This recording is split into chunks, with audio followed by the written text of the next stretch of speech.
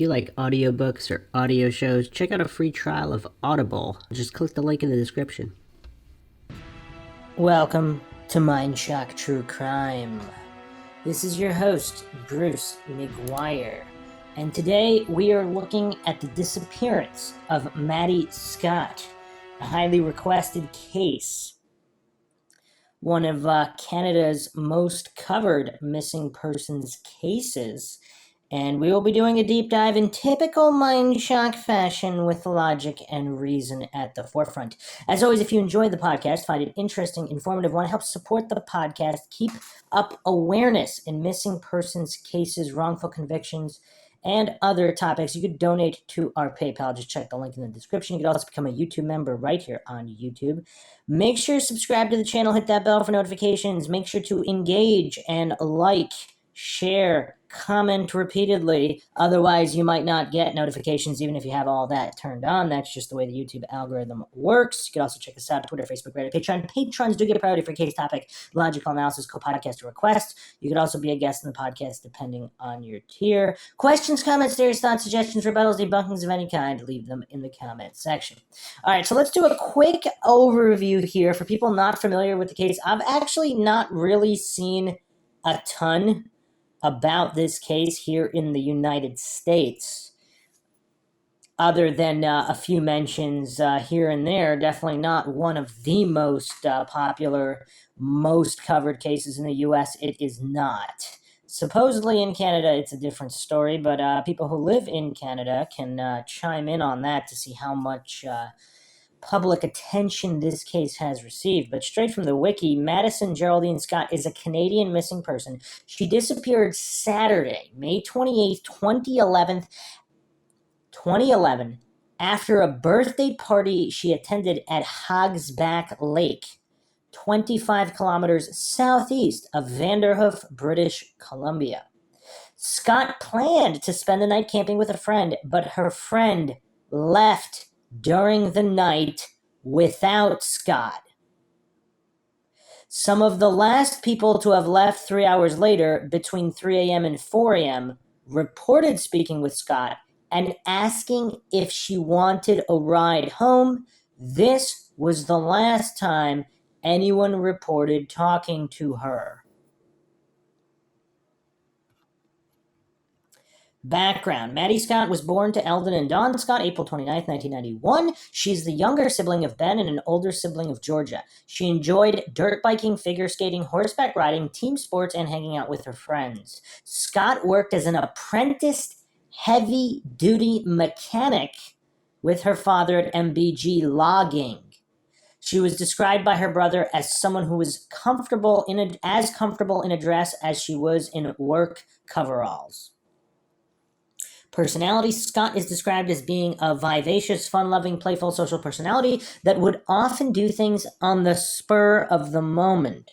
She would often break off engagements if she felt there was something more fun.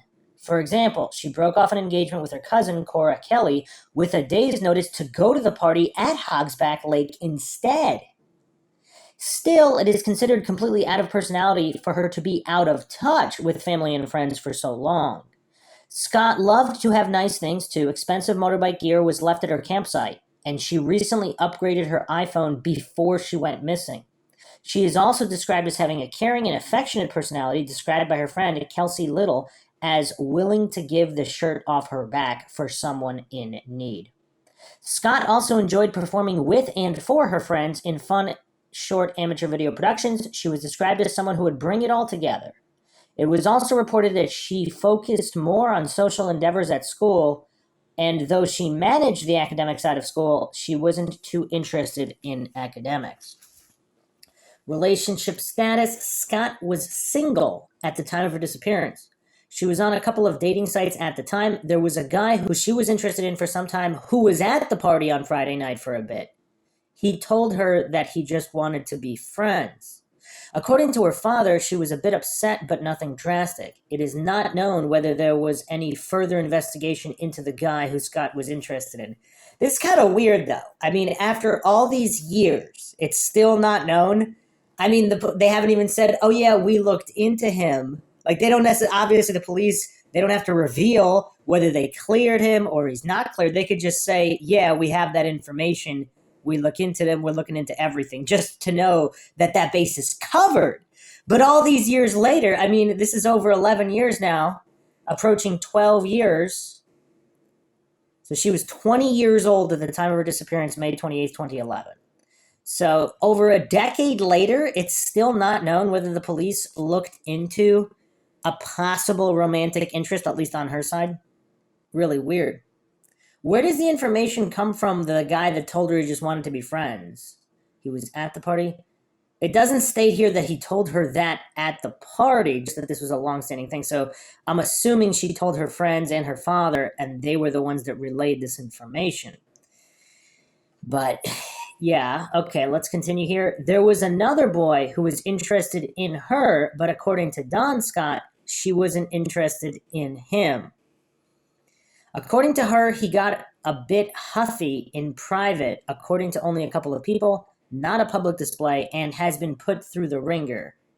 So apparently the police have looked into that guy, but not the other guy. According to Dawn, his daughter's cell phone records indicated that she had an incoming call, 12:30 a.m., May 28, 2011, the night of the party, quote, from a young guy who we know, end quote. So are there three males in question here? A guy that she knows, who possibly this guy called her, or someone using his phone called her at 12:30 a.m., a guy she's interested in who's not interested in her, and a guy who's interested in her but who she is not interested in. Okay, is everybody keeping track of all this so far? Identifying characteristics. At the time of her disappearance, Scott was a 20-year-old Caucasian female, 160 to 180 pounds, standing 5'4", green eyes, natural ginger hair color. She has numerous ear piercings and a nose piercing. At the time of her disappearance, she recently got a tattoo of a bird meant to represent a falcon on her inside left wrist. So this is 1 month before her disappearance. Vehicle and personal items at the time of disappearance. Scott went to Hogsback Lake in her white 1990 Ford pickup F-150 pickup truck with Jordy Baldock. There were a number of items which Scott took with her to Lake that remained on, in, or around the vehicle after her disappearance. Many of these items were of value. Items found around the truck after her disappearance included a 2-person dual-toned blue tent, sleeping bags, toiletries, and costume jewelry. Items in the open bed of the truck after her disappearance included a hatchet, a cooler with wine and beer, a gas can with some gasoline, and motorbike boots. Items found within her truck, which was locked, included some clothes, her purse, and an expensive camera. Numerous items were known to be missing at the time of her disappearance. Those items include the clothes that she was wearing, an iPhone 4 with a robin's egg blue case, and a large cluster of keys with the Ford key on a Gothic-style lanyard. Hogsback Lake party. Other than Jordy Baldock, Scott was friends with few others at the party. Spending most of her life in Vanderhoof, Scott attended Nechako Valley Secondary School, where she met Baldock in 2007. She was new to the school. She and Scott became friends. Soon after she arrived, though, this friendship dwindled by the time they had graduated in 2009. The party was a birthday party thrown as a yearly event by a man who was present at Hogsback. The party was advertised by a Facebook event. It was reported that there were around 50 people who attended the party, and that's a little bit problematic too. Some people believe it was one of the 50 that harmed her, although that, again, we'll get into different theories and whether it could have been somebody else. But if there was a thorough investigation, which we have no way of knowing how thorough this is, you would think that all 50 would have been looked into carefully. And that's, 50, that's not a tiny party. I mean, that's a decent-sized party. That's a lot of people.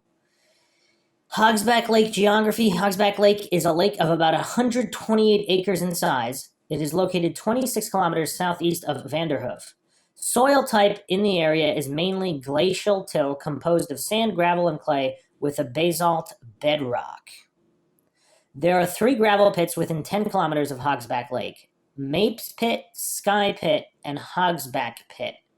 The area is a patchwork of lakes, creeks, swamps, forests, and fields. The topography is composed of slightly rolling hills. Although there are no ranches within eyesight of Hogsback Lake Campground, there are numerous privately owned ranches within a kilometer of the lake, some of them with houses and other structures. Some of these are cattle ranches, and it is not uncommon to see horses, cows, sheep, and other livestock nearby. Hogsback Lake itself is 22 feet at its deepest. There is a single outhouse about 50 feet from where Scott was camping, accessible across a gravel lot. Depending on the weather, the lot can be noisy to walk across. There are a total of 10 campsites at Hogsback Lake, but it is known to host parties of multiple hundreds of people. So a party of 50, actually below the average? Interesting. Okay, continuing on here, the disappearance. Scott had attended the party with her friend Jordy Balduke on the evening of May 27, 2011, but had retired to her tent and sleeping bag before a fight broke out around midnight. And Balduke, injured and drunk, felt compelled to leave with her new boyfriend. According to Balduke, even though she had tried to convince Scott to leave, Scott was already in her sleeping bag and didn't want to get up. So Balduke left her there. Balduke came back to the campsite with her boyfriend at about 8:30 a.m. the next morning to get Balduke's clothes and sleeping bag before she went on her way to work. Balduke found Scott's tent unzipped, with her sleeping bags and stuff moved to the side. She said that she didn't see Scott and never reported this to anyone, and we'll get into those details in a moment. But just quick overview here. So, this former high school friend, they graduated in 2009, so a couple years later, they're going to a party. Now, also keep in mind, so Scott canceled plans with her cousin to go to this party instead. So this is some highly advertised or whatever, advertised party on Facebook. So I don't know, I'm guessing it was the thing to do that particular night. That was the most exciting maybe in Scott's mind. So she's going with her friend and supposedly does not know other people at the party other than the guy that she was interested in who's not interested in her. And maybe possibly other acquaintances, but supposedly not really. So Jordy Balduke is basically the person she knows the best. Now, again, how often do fights break out at parties at these campgrounds? Again, every place is different. Some areas, fights break out all the time. It's not uncommon. Other areas, it's quite uncommon. So we need a control here. We need to know what the normal is, what the baseline is. Because who is involved in that fight? Balduke supposedly injured and drunk. So was she directly involved in this fight? So it's around midnight. So Scott is already in her sleeping bag. And do we believe this story? Do we even believe this story? Because as FBI statistics show, most females are harmed by those known to them, usually some kind of romantic interest or former romantic interest. But if not a romantic interest, still someone known to the female. Friend, acquaintance, coworker, whomever, someone known to her, not completely random. Now, of course, that doesn't mean that random abductions and killings don't happen. Obviously, they do, but we can't pretend that statistics aren't real and hallucinate that they have absolutely no part in anything. So we do have to keep that in mind in terms of prioritizing investigative avenues. And I actually will be releasing a comprehensive read-through of the UN's study on homicide around the world. So look out for that. That'll be dropping soon as well, just so people have more background info. MINDSHOCK is quickly becoming a one-stop shop for educational material as well, so be sure to check that out. So continuing on here, cell phone records. Scott and her father were texting at 11:30 p.m. Friday, May 27, 2011. Okay, so allegedly she's going to bed at 12. So she's texting with her father at 11:30. The last activity on her phone was about 12:30 a.m. on Saturday, May 28, 2011, when, according to Dawn, there was an incoming call from a guy we know. Cell phone records were retrieved by RCMP, including tower pings, and they had everything they needed.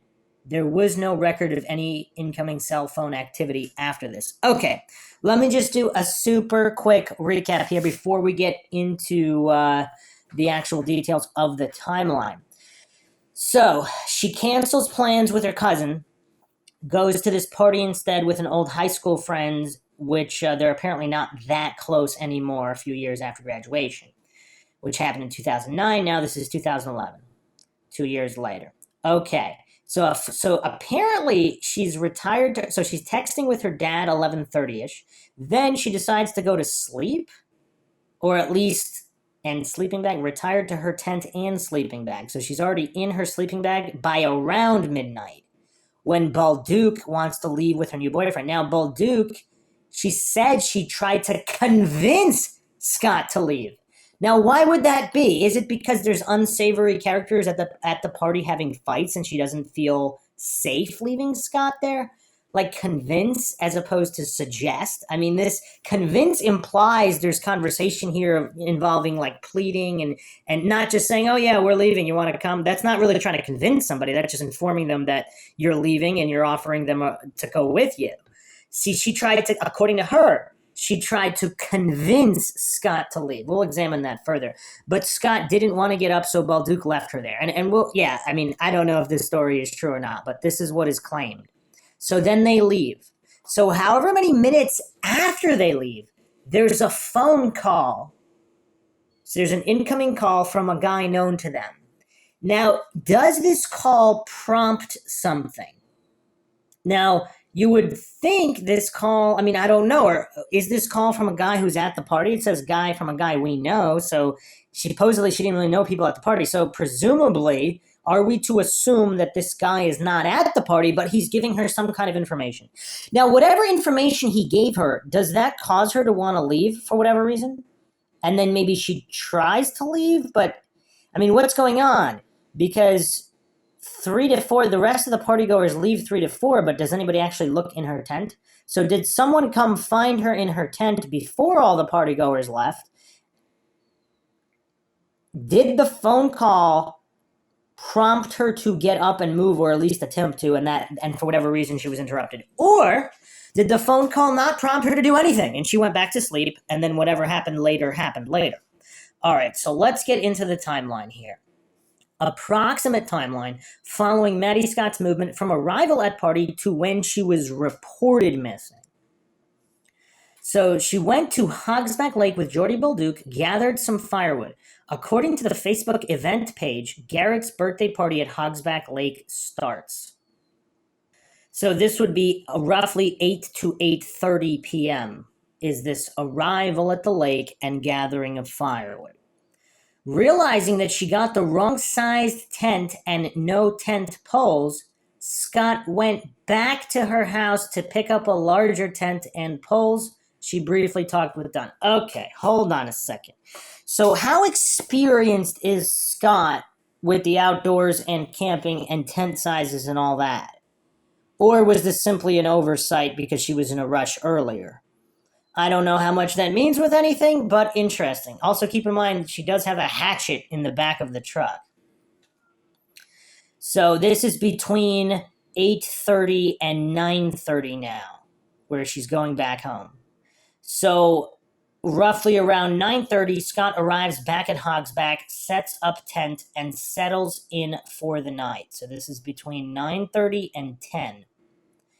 Scott spends the night in her tent while people arrive to the party, and the party continues outside. So this is between 10 and 10:30. You know what's weird though? Okay, what kind of party is this? Is this a party where people stay in their tents? Because just reading this initially, I was under the impression that there's some kind of mingling, possibly drinking, just socializing outside of tents. Because she's in her tent almost the whole time. She doesn't actually engage. People local to this area or other areas where they're popular partying at campgrounds, because the way that, I mean, I don't know how people do it in British Columbia, Canada, but in the U.S., normally any kind of camping party, people don't really hang out separately in their tents. They're all together, and then when it's time to go to sleep, everybody goes their separate ways to their tents. So the breakdown here is that she spends the night in her tent while people arrive to the party, and the party continues outside. So this is between 10 and 10:30 now. So at 11, Scott has a text conversation with her mother. According to witnesses, Scott is still in the tent. So this is between 11 and 12:30. Wow, this is weird. Does anybody else find this weird? So she never actually mingles with anybody? Why did she want to go to this party then? And or is something else going on and she's upset? And that's why she's alone in her tent. Scott receives an incoming call. According to Dawn, the call was from a young guy who we know. This is 12:30ish. Scott is still in the tent when Balduke asks Scott to leave with her and Balduke's boyfriend. Scott refused to leave with them. Scott stayed in her tent. So according to this timeline breakdown, this would be after or approximately the time of the call. This is between 12:30 and 1:40 a.m. Or does Balduke, drunk and injured, not remember the exact time? And does her boyfriend not remember the exact time? Because is this before or after the call? Scott is still in the tent when some people from the party asked if she wanted to leave with them. People left in groups. Scott stayed in her tent. This is between 1:40 a.m. and 3 a.m. So apparently, if we're... So I don't know how many people are involved in this, but if multiple people asked if she wanted to leave, so there's visual confirmation that she's in her tent up to 3 a.m. This is what is being alleged in the so-called official timeline here. So Scott, according to the timeline here, Scott goes missing at 3 a.m. So the last time someone saw her was approximately 3 a.m. Nobody saw her after 3 a.m. So 3 a.m. to 8:30 a.m. is the window here. Balduke came back to Hogsback to pick up her sleeping. So she left without her sleeping bag and clothes.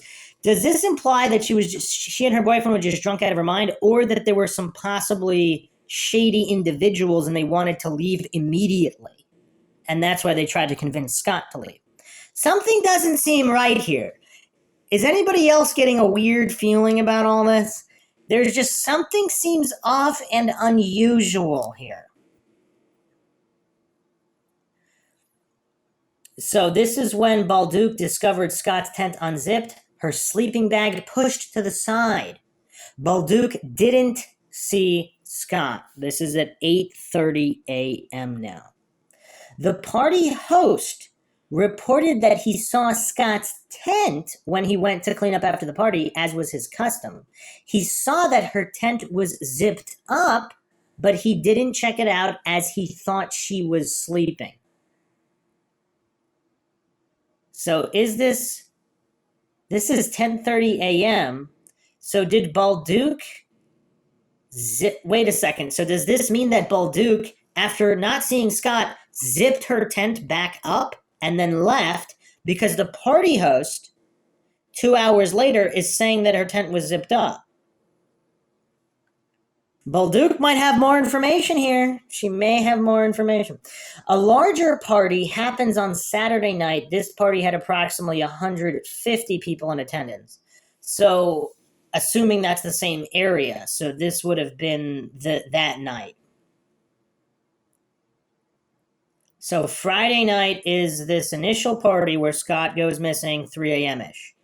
Now it's Saturday. That Saturday night, there's a much larger party, 150 people as opposed to 50. So Scott is reported missing to the RCMPM shortly after noon on Sunday.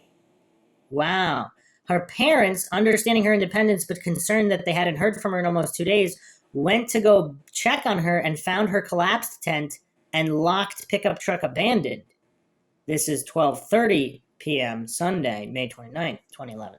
They asked a friend who was camping nearby whether they saw Scott or not, and they hadn't.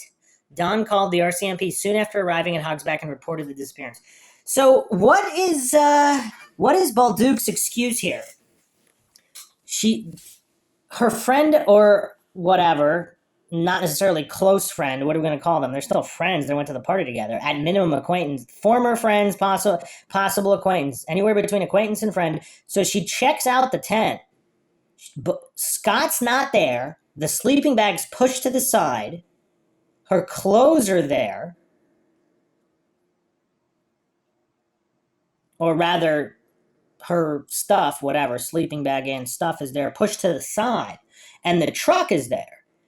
And yet Scott isn't there. Bolduc doesn't find this suspicious in any way. I mean, maybe she thought she went to the bathroom, that's fine. But then what?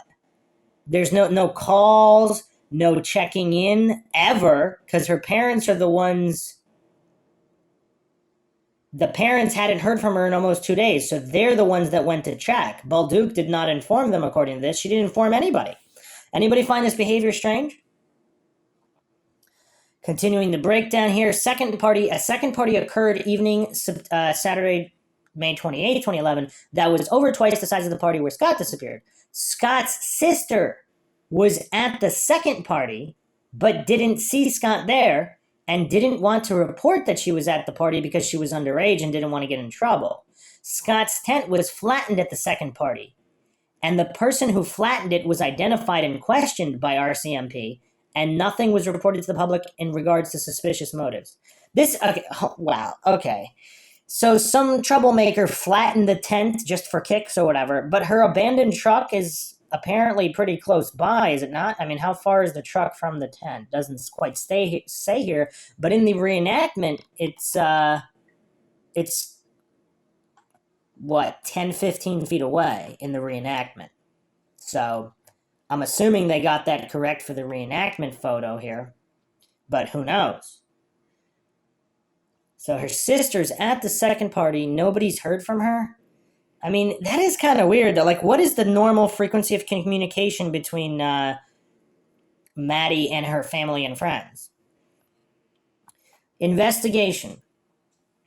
The investigation following the Maddy Scott disappearance had used more investigative tools than any other case in BC history. Police stated that they had interviewed all the partygoers who were at the party the night of May 27, 2011. And reported that they had no reason to believe that anyone at the party was responsible for her disappearance. Although that's actually a common thing to say, no reason to believe. In all of these cases of disappearances and murders, police have said that about the guilty parties, so that doesn't really mean anything. The police also reported that everyone was cooperative with taking polygraph tests. Wait a second, they polygraphed 50 people? Wow, if they did, okay, bravo to the police there. Reported everyone was cooperative with taking polygraph, or everyone that they had asked. Did they not ask all 50? Again, the information's not here. Most of the people at the party with 150 people on Saturday night also took the polygraphs. Wow, okay. So most of the 150 people on the following night also took polygraphs. So I'm assuming that means all of the 50 from the Friday night took polygraphs. Jordy Bolduc reported that she took the test numerous times, and that at least one of those times she said they told her she aced it. Okay, there's a lot of problems here. So one of the times she aced it. What about the other times? And this is her from her mouth. So she's stating that they said that she aced it. So one, we don't know if that's true. Two, even if they said that, were they just saying that to trip her up? One thing of note about polygraph tests is that in Canada, the results of polygraph tests are not actually admissible as evidence in criminal court. Well, same in the U.S. So it leaves the question as to what the RCMP actually used the polygraphs for. It is possible that the tests were used to put pressure on the subjects being questioned as to elicit a confession. Or, I mean, a lot of the times it's just to open up avenues of investigation, because when people are nervous about certain things or certain questions, that's what the police can zero in on and then find actual physical evidence, which of course would be admissible. The police collected and examined all of Scott's belongings from the campsite, including her truck, tent, sleeping bag, and pillow. The police also collected Bolduc's sleeping bag, pillow, and pillowcase. Though Bolduc had collected them on the Saturday morning after the party, Bolduc had washed her pillowcase but not her sleeping bag. The police found blood in Bolduc's sleeping bag, which was determined to be from Bolduc's ankle. She was questioned about this blood, and she was cleared after reporting that it came from when she was on a school trip years before. Wait a second. Wait, what is going on here? She hadn't washed her sleeping bag in years, and the blood is allegedly hers. Now, can they actually verify how old the blood was? I mean, you would think they could get some kind of ballpark, whether the blood is years old or days old. But I mean, it's her own blood, and apparently there was a fight and she was drunk and injured. So even if she was injured and the blood came from that particular fight, also she seemed uninterested in washing the sleeping bag. So was she not involved in anything that happened to Maddy, therefore not desperate to wash any materials? Although apparently she washed her pillowcase. Huh. Unless that's her only pillowcase and she needs it to sleep every night, then that wouldn't be shady. But if that's only her pillowcase for camping and she didn't wash the sleeping bag, I mean, I don't know. What does everybody make of this? Let's continue here. The Scott family also hired a PI who did their own interview with Jordy Bolduc. They reported back to the Scotts that Bolduc kept asking to have her favorite pillow back. Okay. But who has the pillow? Doesn't the police have the pillow? Why is she asking the PI? Unless... What? That doesn't make any sense. Okay, Sergeant Floyd of the RCMP reported, quote, "We haven't identified anyone that would have a grudge or any reason to harm or cause Madison's disappearance," end quote. RCMP reported that there was no sign of a struggle. RCMP believed that foul play is involved. So even though there's no sign of a struggle, they still believe that foul play was involved. Interesting. Search effort. The area around Hogsback Lake has been searched extensively, including the lake, creeks, fields, swamps, and forests surrounding the lake. Hogsback Lake is a lake of about 128 acres in size and 22 feet at its deepest, with clear water, over 10 feet of visibility. The area has been searched by foot, quad, horseback, helicopter using forward-looking infrared, divers, cadaver dogs, boat, car, and truck. There was a particularly extensive search effort in the initial days of the disappearance, with search crews walking in extended lines hand in hand, checking in at 10 p.m., cadaver dogs searching, and dive teams scouring the lake. The helicopter search, including the use of forward-looking infrared in the early morning hours as the ground was cool and body heat would stand out. The helicopter search covered an area east to west between Isle Pierre and Fraser Lake, and north to south between Fort St. James and south of Sincoot Mountain, Finger Lake, Paddock Lake, totaling an area of approximately 2,788 square kilometers, 50 by 71 kilometer ellipse. That's a decent-sized search. The boat search included the use of side-scanning sonar. I mean, yeah, it looks like this was a very extensive search here. An awareness effort has been organized by Maddy Scott's family and friends involving the mass distribution of posters, bumper stickers, pens, and signs. The awareness campaign seeks to distribute information about who Scott is, the fact that she is missing, and whom to contact if you have any information. Currently, there is an advertised $100,000 reward for anyone sharing information leading to the arrest of whoever took Scott. The family and friends of Scott have put on a yearly poker ride to raise awareness, which has been a flagship event in an effort to keep awareness fresh in the public mind.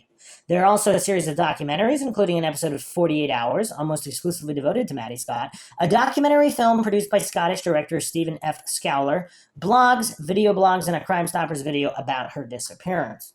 Theories. Numerous theories exist as to what happened to Scott. Judging from her personality described by friends and family and how she lived with her parents and often checked in, it is highly unlikely that she ran away. Also, since there was no evidence of anything that would cause her to leave the campsite on her own, such as a flat tire, police consider it unlikely that she left on her own. You know what's weird, too? I mean, the complete opposite of, let's say, the Molly Bish case, where police initially were thinking that she ran away or ran off with a boyfriend or some nonsense like that. Yeah, just crazy stuff. But here, even though there were no signs of a struggle, I mean, there's a little bit of common sense where, I mean, also, you know what's really weird about a lot of these incompetent and or corrupt police departments throughout history? Even if there's no actual evidence, even if you think they are a runaway, I mean, in the off chance that they're not, are you going to really wait until there's no chance to find them or they're dead? I mean, why not do a real investigation just in the off chance that they didn't leave of their own volition? I mean, it's not, their parents are taxpayers extorted for how much money over the course of a lifetime? How much money is the average citizen in Canada or the US extorted for taxes over the course of their entire lifetime? So add that up for her parents. I mean, you would think that there could be a justified response. Now, in this case, it appears that there was, but in all these other cases, I mean, there's just all these other cases where police just think somebody just ran off randomly. Sad, sad stuff. But let's continue here. Animal attack has also been considered, and numerous people have reported seeing a large cougar in the area soon after her disappearance. However, the animal attack theory has been contested because of the lack of remains or sign of a struggle. And why would she? Yeah, I mean, are they alleging the cougar went into her zipped tent? Or are they alleging that she left the tent to go to the bathroom, but why would she shove her sleeping bag and all her stuff to the side if she's just going to come right back and lay down again? Many people have also suggested that she may be in the lake. However, this theory has been proven highly unlikely as a team of professional divers explored the lake and found nothing. Also, and it's 22 feet deep is deep, but that's not crazy deep. I mean, that is relatively searchable. Also, cadaver dogs searched the perimeter of the lake during the early stages of the search and found nothing. The lake is fairly small at 128 acres and is only 22 feet at its deepest and is reasonably clear, so it is not hard to search. Foul play. RCMP believe that foul play is involved in the disappearance of Maddy Scott. The RCMP also said that there was no sign of a struggle. It was also reported that apart from the clothes which she was wearing, the only two items missing with her were her iPhone 4 and a large bundle of keys, including a Ford key on a Gothic-style lanyard. It is not known exactly how she left, though Ricky Beatty from Vanderhoof Search and Rescue said that, like the RCMP, a lot of people assisting the search came to the conclusion that she must have left via vehicle because there was no evidence to indicate that she left by foot. Since there was no sign of a struggle and Scott was able to collect her keys and cell phone before leaving, this implies that Scott was convinced to go on her own volition. I'm not 100% sure about that. I mean, yeah, that's definitely a possibility, particularly if it's connected to the last phone call. If somebody came, okay, let's go. Now, we don't know what the inside of the tent looked like. Did she shove the stuff to the side to get out? I mean, how was it oriented? Or did the person that flattened it was shoved to the side before the tent was flattened later that night, so yeah. Friends or associates. Dawn Scott mentioned that there was a guy who she was interested in romantically for some time who was at the party for a bit. Dawn said that Maddy told her that he wasn't interested and he told Maddy that he just wanted to be friends. It is not yet public knowledge how much effort was put into investigating this man. Also, when exactly did he say this? Did he say it at the party and that caused her to be upset and that's what she was texting with her mom about? Or no, because she was interested in for some time who was at the party? Yeah, I mean, I don't know why it's not elucidated further here, because those kinds of details are important when you're doing a real investigation. Another person who is a suspect was the guy who was interested in Scott but huffy in private because she wasn't interested in him. This guy was put through the ringer. And since Scott wasn't interested in this guy, he would have had more difficulty taking Scott without a struggle than the man who Scott was interested in. Many people have pointed towards Jordy Bolduc as having some sort of involvement in Scott's disappearance, and since Bolduc was supposed to spend the night with Scott, it is natural to suspect her. However, Bolduc took numerous polygraph tests, and according to her own testimony, she aced it. Well, I mean, that doesn't really mean anything. In addition to this, since she left the party with her new boyfriend, Tyler, at the time she would have had to find a way to make it back to the campsite without being noticed or conspired with another person to have taken Maddy Scott. Bolduc had left with her boyfriend. It is unlikely that Bolduc had a hand to play. However, it is not yet public knowledge how much effort was put into investigating Tyler, Bolduc's new boyfriend. Another rumor suggested that Fribjon Bjornsson may have been somehow involved in Scott's disappearance. The rumor started after Jordy Bolduc was interviewed on 48 Hours, having said that Scott and Bjornsson were involved and that he was bad news. The rumor suggests that Scott's disappearance and Bjornsson's death are related. They played on the same recreational softball team for a while. However, some effort was made by the police to investigate Bjornsson and his potential relation to Scott's disappearance. And police and the victim's family don't believe there are any significant links between the two cases. So if the family doesn't believe that, that means that the family's PI doesn't believe that, allegedly, because why would, the family's getting info from the PI. And then the police in their own investigation also don't believe it. So we have two separate investigative parties here that do not believe that Bjornsson is involved. But this guy also died? Bjornsson himself was murdered in 2012 in Nakadzi, and that is also in British Columbia. Nakadzi is a First Nation village of Fraser Lake, so in the general area. I don't see any details about the murder here, so apparently they don't know who murdered him either. Actually, there's quite a bit of funny business regarding Bjornsson's death as well. Let me go over an article from 2016, and then we'll jump to an article from 2020, because this Bjornsson saga is really weird, and this is a guy.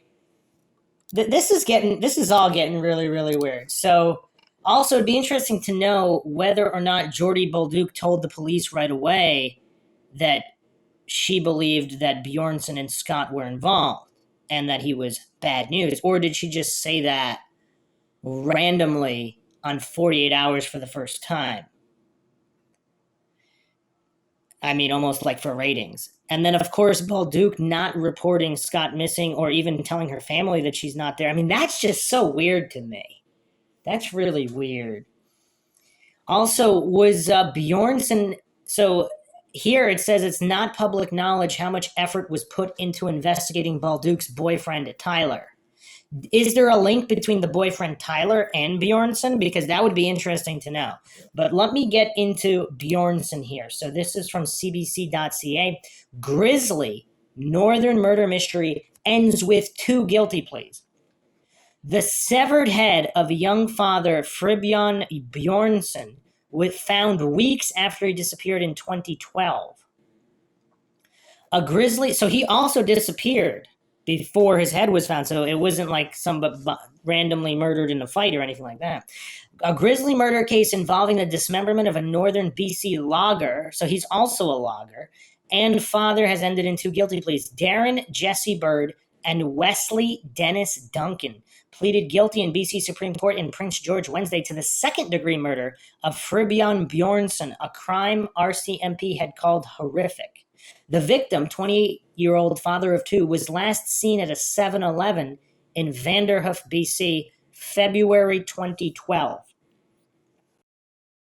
So Scott goes missing May 28th, and then not even a year later, Bjornsson goes missing, who apparently played softball with Scott and possibly had some kind of involvement in a relationship with Scott, at least according to one individual. Severed head found in a vacant house. 3 weeks later, Bjornsson's severed head was discovered in an empty house on the Nakadzli Reserve near Fort St. James. The rest of his body has never been found. How often does someone go missing within a year, the alleged romantic involvement, or at minimum, someone known to her playing on the same softball league in the same town, goes missing and is found beheaded, and the rest of the body is never found? I mean, I'd like to know the statistics on that, because, yeah, it's tough. This is all coincidence? I mean, that's kind of tough.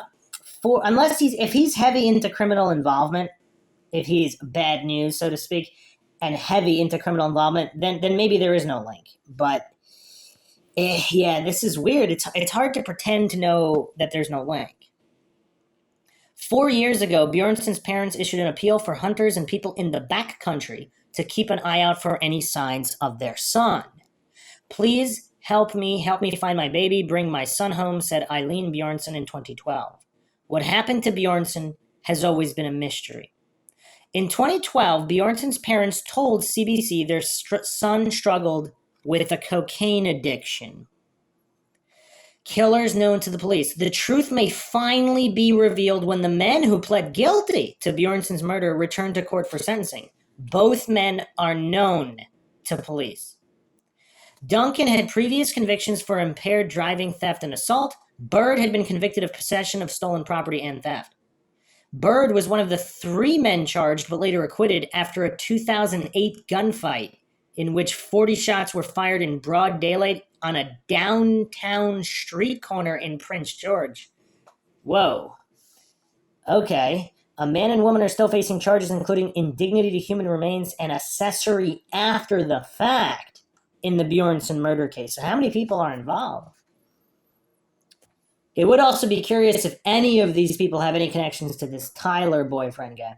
It haunts me. We never let it rest, Bjornsson's father, Fred Bjornsson, told CBC in 2012. There's never been a day with any happiness since. Every day, every morning, you wake up with it. You live with it all day long. It haunts you in the middle of the night. It's constant. It's hard. And an update, there's actually another update here in 2013, November 18th, 2013, 4 charged in grisly northern BC beheading. Fribion Bjornsson's decapitated head was found in an abandoned house near Fort St. James. 2 years after the decapitated head of a Vanderhoof man was found in an abandoned house in northern BC, 4 people have been charged in connection with his death. Fribion Bjornsson, 28, was last seen at a convenience store in Vanderhoof in January 2012. They don't even put the date, like what day in January. 3 weeks later, his severed head was found 60 kilometers away in a vacant house on the Naka-Azdli Reserve near Fort St. James. The rest of his body is never found. So on Monday morning, RCMP Constable Lily Smith confirmed 3 men and a woman were charged over the weekend. Wesley Duncan, 27, second-degree murder. Jesse Bird, 31, charged with accessory after the fact and indignity to human remains. James Charlie, 23, is charged with indignity to human remains. Teresa Charlie, 21, is charged with accessory after the fact.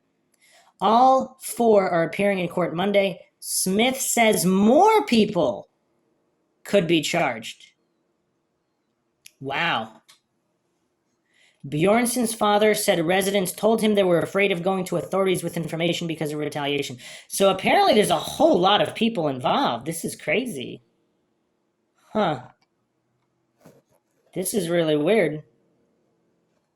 All right, so here's another issue here. So cbc.ca. New trial ordered in the brutal 2012 death of Fribion Bjornsson in northern BC. January 30th, 2020. First-degree murder conviction of 1 man set aside. A new trial has been ordered for one of the men convicted in the grisly slaying of Fribion Bjornsson, a 28-year-old logger and father, near Fort St. James, BC in 2012. James David Jr. Charlie was convicted of first-degree murder by a jury in 2017. Charlie also pled guilty to offering indignities to a dead body or human remains. Now the Court of Appeal for British Columbia has ruled that the trial judge in Charles' trial gave incorrect and incomplete information in response to a juror's question. New trial. As a result, the Court of Appeal set aside the conviction and ruled a new trial is required.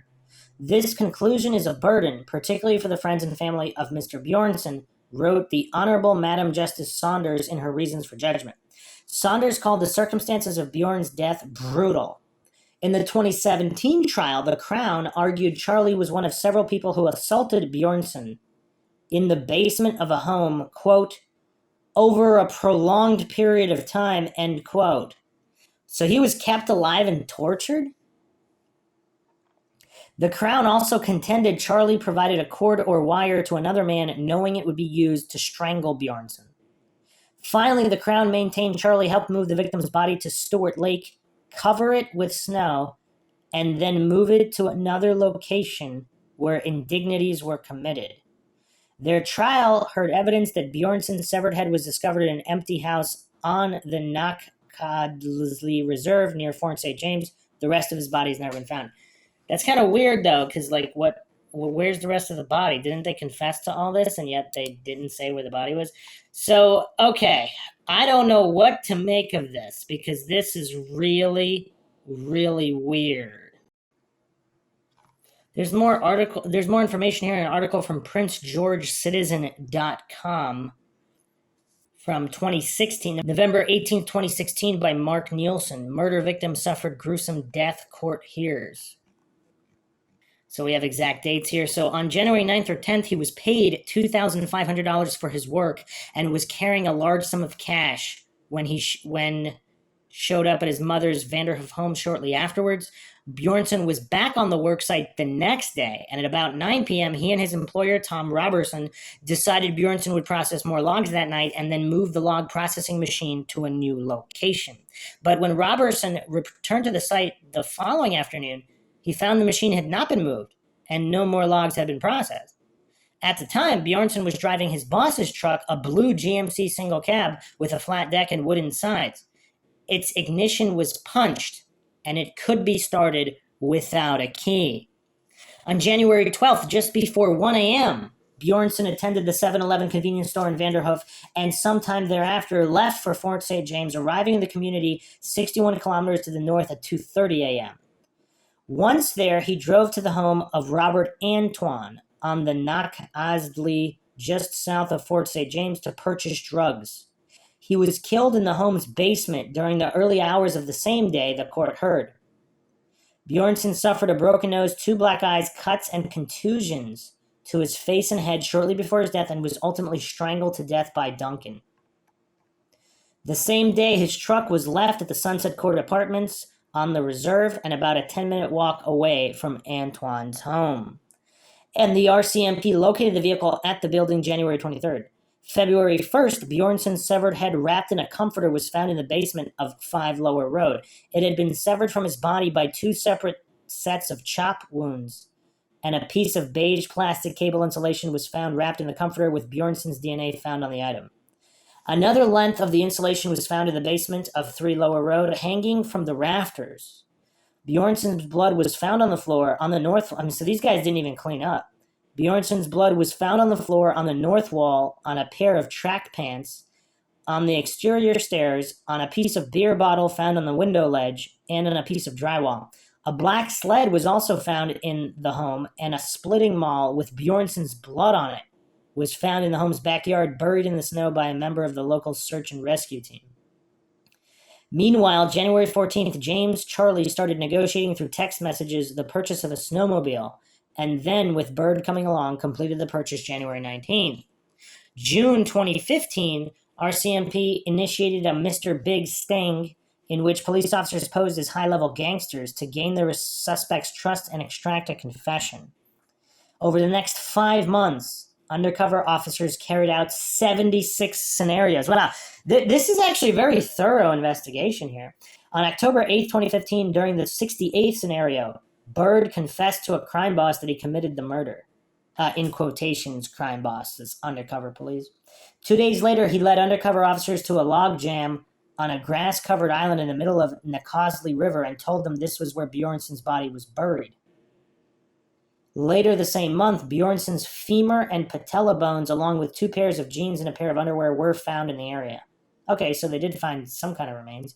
On October 12th, during a Mr. Big scenario, Bird introduced Teresa Charlie and James Charlie to the undercover officers. No further details were provided during the Friday's hearing. During the hearing, Teresa Charlie appeared shaken when the statement got into the details of Bjornsson's death, but was otherwise impassive and spent most of her time reading along with her copy of the statement. About 20 of Bjornsson's family and friends were in the gallery, some wiping tears. The proceedings will resume on Tuesday at the courthouse. Okay, wow. So it seems like this is kind of solved. I mean, these people admitted it. They led to the remains. They didn't even clean up their home where all the blood was. So yeah, the question is there some kind of relation, or is he just buying drugs at this random place? And why would they? I mean, if they're all crazy and hopped up on drugs too, I mean, I guess you don't really need a reason to kill somebody or just to rob him because he had a lot of cash on him. But back to Maddie Scott here, back to the different theories. Stranger. It has been proposed that a stranger who wasn't at the party may have taken Scott. Considering the remoteness of Hogsback Lake and the timing of Scott's disappearance, this theory is less likely than if the abductor was at the party, even if they came back later. Jordy Balduke did a report that there were some people who arrived later in the party that she didn't know. According to the FBI, stranger abductions involving women mostly are motivated by sexual assault and are also the most likely to involve the use of a firearm. However, since Scott was allowed to take her keys and her cell phone, it is not likely she was taken at gunpoint. It is more likely she left willingly. Although, if who's ever taking her wants to make it appear this way, again, we don't know their intelligence level. We can't just assume everybody's stupid. If they want to make it look like she left willingly, what if they told her to take her phone and keys? Or if she already had her phone in her hands, if she wasn't sleeping and texting or answering the phone with the other guy, she might have slipped the phone in her pocket. We don't really know what she was wearing. I mean, the clothes that she was wearing are missing. Is she already wearing her bedtime clothes? In which case, yeah, why would her keys be in those? Unless she grabbed the keys and phone as she was walking out. Speaking of keys, moving on to the Israel Keys theory. If you haven't checked out the Israel Keys podcast on MINDSHOCK, we do an extensive deep dive into notorious killer Israel Keys. There's a theory here. Israel Keys has been proposed as having a role in Scott's disappearance. However, Keys' MO usually included theft from his victims. Nothing was known to be stolen from Scott's campsite. There were multiple items of value left behind in plain sight at Scott's campsite, including a purse, camera, gasoline, expensive motorbike equipment, and liquor. This is contrary to Keys' MO of stealing from his victims. Also, it's kind of weird. So, items of value left behind in plain sight, that includes her purse and her camera and expensive motorbike equipment. Huh. So none of the other partygoers at either party stole that stuff? So these are these relatively law-abiding partygoers? I mean, I don't know what to think about that. I mean, I guess if they assume someone is in the tent near, I don't know. But then in the next party, they trampled the tent. So, but they didn't take anything. This is kind of rough. Nobody swiped that purse while they were trampling the tent. Hogsback Lake is a straight 33-hour drive from Anchorage, Alaska, where Keys lived, and in a different country, making travel quite inconvenient for Keys. I mean, back in 2011, how hard was it to just travel from Alaska to Canada? I mean, I would assume a lot of people make that drive. However, a few days after Scott's disappearance on June 2nd, 2011, Keys was known to have flown from Alaska to Chicago, rented a car, and drove almost 1,000 miles to Vermont with the intent of committing murder. And even without a specific victim in mind, Keys ended up committing the double homicide of Bill and Lorraine Courier, whose bodies haven't been found. Keys was known to be an opportunist, choosing some victims as they happened to be in a location chosen by Keys in advance. Choosing some victims by how unlikely they would be linked to him, and still choosing other victims based upon how easy it seemed their bodies would be to carry. Keys said on tape, quote, "I would let my victims come to me in some remote location," end quote. Keys' last known victim, Samantha Koenig, was taken at gunpoint from behind a store counter at a coffee shop in Anchorage where Keys lived. In March 2012, this is contrary to his claim that he would let his victims come to him in remote areas. Yeah, I don't know why so many people hang on Keys' every word. I mean, these people are psychotic liars, or maybe they believe they're telling the truth, but they're totally insane, so they're not. So, yeah, it's really weird to hang on every word of serial killers. Moving on to the next theory, Highway of Tears. Some have suggested that Scott went missing as... also, is Keys known to snatch people in the middle of, like, a party? Or some kind of party situation? I mean, obviously there could be many more victims that are not known about regarding Keys, so there's that problem, but... Highway of Tears. Some have suggested that Scott went missing as part of the Highway of Tears cases. However, for unknown reasons, the family has fought hard to keep her name off the list. At least 2 disappearances along the Highway of Tears corridor had similar circumstances, in that the woman disappeared and items of value were left behind or had similar characteristics. These women were Bonnie Marie Joseph and Anita Florence Thorne. Joseph's wallet was found with an uncashed check near a lake near Fraser Lake. Joseph was last seen hitchhiking outside of Vanderhoof. I mean, Those are still similar scenarios, not exactly. Thorne's purse was left in her unlocked car, and her cell phone and keys were amongst the things that went missing with her. Anita Thorne went missing in Prince George, and her car was discovered near the Shelley turnoff outside of Prince George. Thorne was also described as someone who would give the shirt off her back for someone in need, similar to how Scott was described by her friends. So, I mean, what are they alleging here when they keep repeating this, give the shirt off the back? Are they saying that this was some kind of ruse? Like, the first thing that comes to mind is also the Molly Bish case. If someone came to her, I mean, she's a lifeguard, though, so people would be more likely to come to her with some kind of plea for help. But in either case, would some kind of predator yell out for help, especially if everybody else left the party at 3 a.m. I'm also not sure how much I trust them. I don't care if they pass polygraphs. Obviously, those aren't reliable. And also, we actually don't know if they passed the polygraphs because the police haven't revealed that information. So whether they passed or not, maybe they didn't even pass. I mean, I wouldn't be so quick to just put blind faith in the testimony of the last partygoers leaving at around 3 a.m. that asked her if they wanted to go with her. I mean, I don't know. I'm just not willing to take that on blind faith. This is MINDSHOCK, where the only thing we know for sure is that we don't know anything for sure. We're not going to fall for fallacies and assumptions here. So, yeah, I'm not convinced regarding that. But if that is true and they all left, now she's alone in the campsite, would someone wake her up claiming they need some kind of help of some kind? And if so, would she get up, grab her phone and keys, go outside to investigate? And so she's attempting to help them in this ruse, and then they just grab it. Like if they pretend they have a flat tire or something. Is that a possibility? Another theory listed here, accident. It has also been suggested that Scott's disappearance was the result of some misadventure, likely away from Hogsback Lake campsite. Although an accident is a theory about her disappearance that is in the public domain, and there was drinking and fighting at the party the night of her disappearance, there is no credible report to the public domain, in the public domain, that Scott disappeared due to an accident. Okay, so hold on a second. Let me propose another scenario. You can call this the McGuire theory. You can call this whatever you want. Do we have verification? See, it might not even be true verification. So this guy that called her at 12:30, is that verified? And is it verified that she spoke to him? If there's a fight at the party and she died in the fight at the party and people covered this up, could someone else have been texting with her mother? Because if someone known to her, they could have similar speech patterns, or they could simply scroll through the previous texts and respond the same way using the same language. So her mother wouldn't know that it wasn't her. Or, and what if they were just brief texts, like you couldn't know who's sending that? Like, okay, love you, bye, good night, whatever, see you tomorrow. Like, if these are quick little, texts, would anybody know?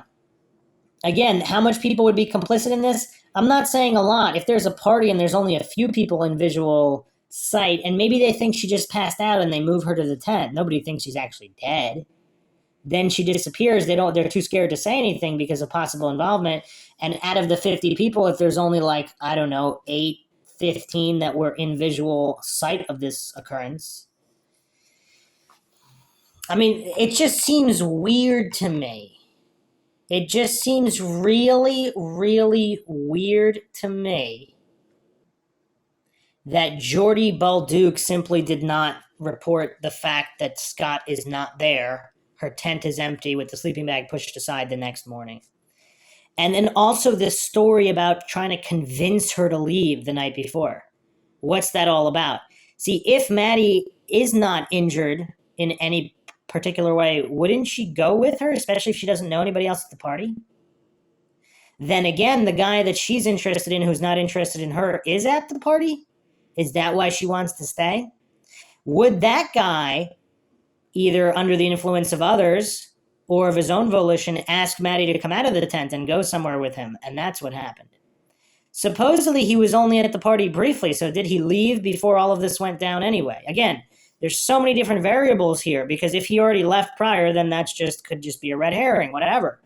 But if he didn't leave, or he could have also came back.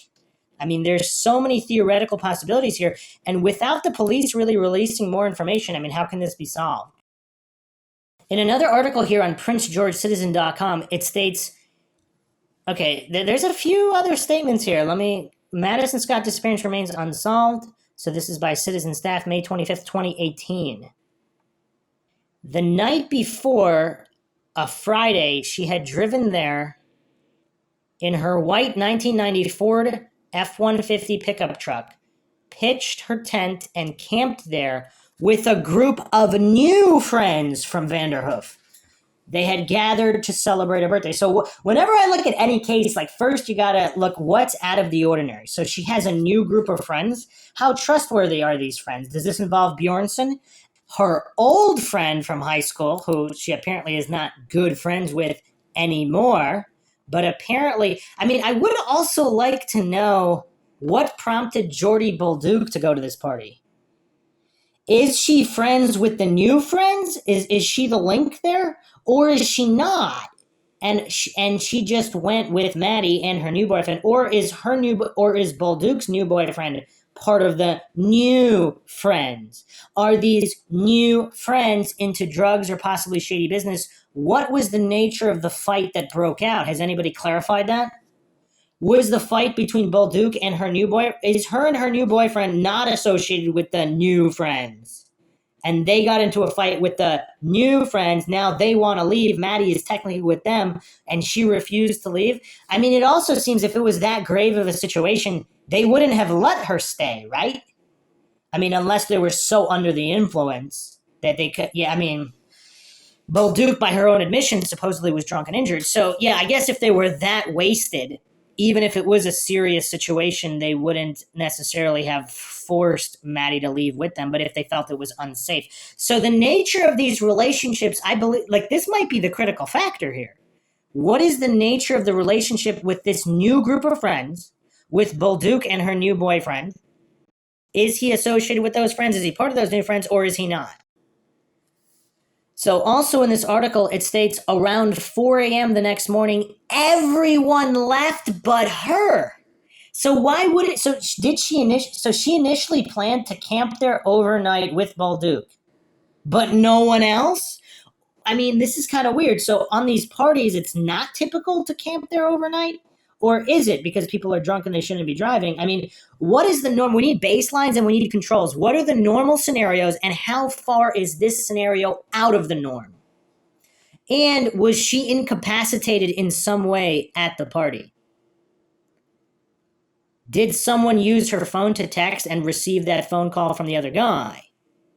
In which case, whatever happened to her might have happened earlier, because if these new group of friends are not trustworthy, their statements about Maddy being fine or asleep in the tent and not wanting a ride home, they mean nothing, because something could have happened to her prior. Again, stranger abduction and murder, pretty rare, but again, the Highway of Tears cases are right there in that area. So we can't dismiss that outright, of course, either, but the focus should obviously be on the last people seen with her at that party. So a few more interesting notes here on the Unresolved Mysteries subreddit. Oxiranio BX posted this. Of all of the unsolved disappearances, this one really wrenches me. I don't know if it's because her personality really shines out in the videos, she seems absolutely nice and sweet, or the fact that it's so haunting with no known to us, the public, leads. Perhaps all.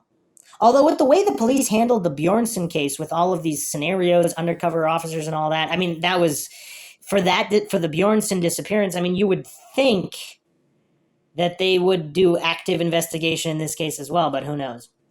So perhaps they do know and have leads and have suspects. Her phones and keys were gone, as if someone known to her got her up in the middle of the night, urged her to go with them, and she expected to come back. Her friends were all evidently cleared, even the creepy one who intimated another was involved.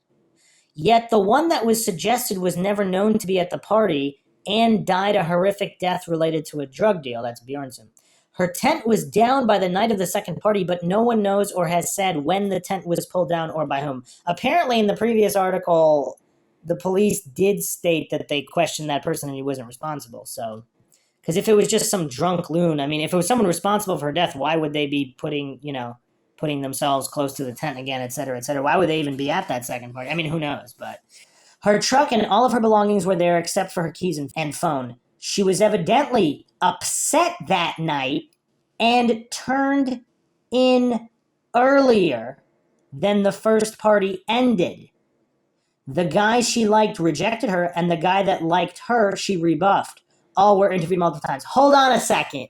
So does that mean this all occurred in this one party? In which case, I would definitely lean to the people involved being at that party. Because again, statistically, it's not impossible. It's not impossible. You have to look at unusual situations. So yes, sure, a Highway of Tears serial killer might have got her. But if all of this emotional activity is going on in addition to physical fights, which may or may not be related to these rebuffing, so if this all happened in this single party, I mean, that's kind of crazy. All were interviewed multiple times. If it was a stranger, why did she not scream and fight? There was no sign of a struggle, no blood, nothing. She was not a weak, small girl, hardly. She worked in the family lumber business. If it was a stranger, why take her phone and keys? The keys would be useless to a kidnapper, assuming they had a vehicle, and a phone may be tracked.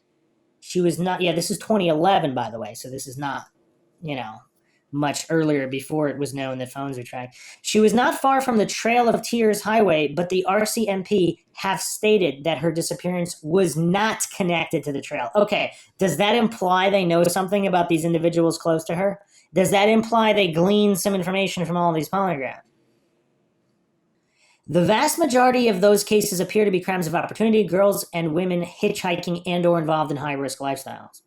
Israel Keys, the sadistic serial killer, could have been in the area, but the chance of him finding her in a remote campsite in early hours of that morning are astronomical, and there is no evidence he was in the area at the time. We'll never know, as he committed suicide, allegedly. They searched the lake thoroughly with side scan radar and visually. It's a crystal clear, cold, relatively shallow lake. There were no signs of blood or struggle, as if a wild animal dragged her away, and why would her keys and phone be taken? A thorough search of the immediate area uncovered no evidence of a deadly animal being the cause. I keep coming back to killer or killers known to her. She went somewhat willingly, grabbed her keys and phone, expecting to return and put up no struggle. The area is completely remote. If someone wants to dump a body with little to no chance of discovery, this is the place. Everyone who lives there knows that and likely knows hidden places. She partied, but she did not live a high-risk lifestyle, i.e. dealing drugs or prostitution. Her disappearance is heart-wrenching. Someone local or some local people know what happened, where she is, and they are not talking. The RCMP probably knows more than they can say, but not enough to bring charges. Her family lives in anguish. If the unresolved mysteries genie appeared to me and gave me one solved wish, this would be it. Some because it's a maddening case, but mostly to bring peace and closure to the family. Yeah, I mean, there's three major issues here. One, the fight. Two, the rebuffing. One done by the guy that she liked, one done by her to the other guy she didn't like. So this all occurred at the same time. And so are the text messages, if this occurred at the party, that means the text messages to her mother and or father would have included that information. Although it's still not clear exactly, but if that really happened at the time. And then also her so-called friend not reporting it when she's not there in the morning. I mean, it's hard to get around that one. Another post here. It's so sad. I do believe her friend knows something more than she is saying. It's so sad because it seemed like Maddy was just a dream kid, perfect in every way. She just seemed so genuinely sweet and bright. Another response here. Her friend seemed quite damaged by it all. Obviously, it was a drunken night. She got burned. So, does that mean by fire or some other way? Her friend wouldn't come home and she left her. They all took days to clue in on this. She seems to be shattered. So her one friend was totally heartbroken. I'm probably reading more into the drunk friend because of some comments I read. Okay. Another astute post here by Birder1006. This case has stuck with me since I first saw it on Dateline. I'm always checking to see if there's any new information. I think the whole camping thing reminds me of my daughter and her friends always doing this, but they don't ever leave or leave anyone behind. They all stay together and leave together. A matter of fact, each of them would be terrified to stay alone in a tent in the dark woods overnight. Never happened. So I find it hard to believe she would stay there overnight. Never happened. So I find it hard to believe she would stay there alone. Somebody from that party knows what happened. I've always thought that. Her friend I've always suspected as knowing something and afraid to tell. My heart breaks for her mother. She's an amazing person. I have so much respect for her as a mother. She never quit looking and advocating for her daughter. I pray she gets the answers to what happened to Madison. Okay, so if this friend is afraid of some kind of drug dealers, connections to drug dealers, possibly some kind of Bjornsson angle, did she only mention Bjornsson after he already went missing and not before because she was afraid of him? All right, so a little bit more info here by AR1991XX on the Without a Trace subreddit. Madison Scott theories. I am curious what people think are reasonable possibilities for Madison Scott's disappearance in Canada. The only theories I keep seeing just seem so ridiculous to me. The backstory is essentially a group of recent high school graduate, early 20-age kids were drinking out at a fire at a lake campsite for a birthday party. Maddie and her friend Jordy had set up a tent and were planning to camp out for the night. So apparently was it only them that were planning to camp out because everybody else was going to leave? Maddie and her friend Jordy, okay, were planning to camp out for the night. However, Jordy apparently changed her mind at about 1 a.m., which she attributes to being really drunk, and a fight broke out to which she got pushed or fell into the fire. Thus, she left with her boyfriend. They asked Maddie if she wanted to leave with them, but she would not. The other thing I keep coming back to, was Maddie involved in the fight? There were other people still at the party, but eventually everyone left by 3 a.m., leaving Maddie there alone. At some time between 8:30 and 10 a.m., Jordy came back to get her stuff before work and saw Maddie's truck still there. And the tent still set up with the tent door wide open. Okay, so the door is wide open. But the other guy that was doing cleanup said it was closed. Maddie was nowhere around, but Jordy was apparently not concerned about this, although it is unclear where she thought Maddie was. Jordy didn't raise any alarm, and neither did anyone else who showed up within the next few hours to clean up from the prior night. It wasn't until Sunday, when Maddie's parents became concerned that she was not back yet, that they called Jordy's parents, who indicated that she had been back since the prior night. At this point, they rushed to the campsite, looked around, and called the police. Massive searches were done. There was no evidence of Maddie, a struggle, footprints, etc. It is said that she may have left in a car due to this lack of evidence. A lot of people seem to accuse Jordy, which I just find bewildering. Obviously, it was not the best decision to leave Maddie there. But she is a young 20-year-old girl with a brand new boyfriend, and it is to be expected that she would be a bit self-centered and naive, not to be considering the consequences, not to mention she was drunk. No, I actually, yeah, if she was drunk, that's not the weird thing to me. The weird thing to me is that she didn't mention anything the next day when she comes back, supposedly not drunk at that particular moment, and just never tells anybody. Maddie's parents had to call her parents to find out that Jordy had gotten home and nobody knew where Maddie was. So that's what's suspicious, not necessarily that she didn't force Maddie to leave with her. But again, it all depends on the situation that happened and the details of the fight. I think she clearly has a lot of guilt, and that is evident in her interviews, which people like to claim is her being somehow involved. I just see no sound reasoning for how or why Jordy would be involved in Maddie's disappearance. None at all. I mean, people say the same thing about a lot of individuals that were close to kidnapped and murdered individuals. I'm not saying that's the case here, just keeping that in mind. Everyone has been polygraphed that was at the party that night, so it seems pretty unlikely that anyone there was involved. Now, how would this person know this? Because police haven't revealed that information. Just because people are polygraphed, that doesn't mean that, one, the result was accurate, or two, that the police have revealed the result, or three, even if the police have stated a certain result was something, that doesn't mean it actually was. So, a lot of issues here. However, everything of Maddie's was left in the car or tent at the campsite, aside from her clothes she was wearing, along with her cell phone and keys, which have never been found. I mean, in fact, is it more suspicious that people at the party might have been involved because none of her stuff got stolen? Because if they weren't involved, maybe they would steal something, right? Because they wouldn't be afraid of it being found with them. I'm just thinking out loud there. I'm not, obviously that's not necessarily true, just a thought. People suggested that she had to willingly go with someone, otherwise she would not be allowed to take her key's phone. I think there is some potential truth to this, but the only ideas that make sense to me are, number one, I think she either had to leave willingly with someone she knew or potentially met in the morning that was camping nearby or came to fish or hunt, or any number of possibilities, as this would explain the phone and keys. However, I find it suspicious that she told Jordy she wouldn't leave, partly because she didn't want to leave her stuff unattended. So either she was just making an excuse and didn't really care about that, or whoever this person was that she liked or was attracted to enough to outweigh those concerns. Or, again, we're just taking Jordy's word for this on what exactly was said. Or if Jordy even asked her to go with her. Number two, the other possibility is that she was forced at gunpoint or some other duress to leave with someone that's likely a stranger. The keys phone issue could be made sense out of if you think that maybe this is in the AM when she is up and getting ready to head out. Maybe she got up to go sit by the lake, go to the bathroom or something like that, and thus had her phone in her pocket and keys on neck. They were on a lanyard when she was approached by someone. That's an interesting theory. It seems that one of these possibilities would have to be the case since she was about 170 pounds, and it is unlikely that a man could come in and overpower her or carry her to some isolated location or even into a car close by. I mean, it depends on the guy. If we're talking like, giant lumberjack people here, I mean, 170 pounds is not that outlandish.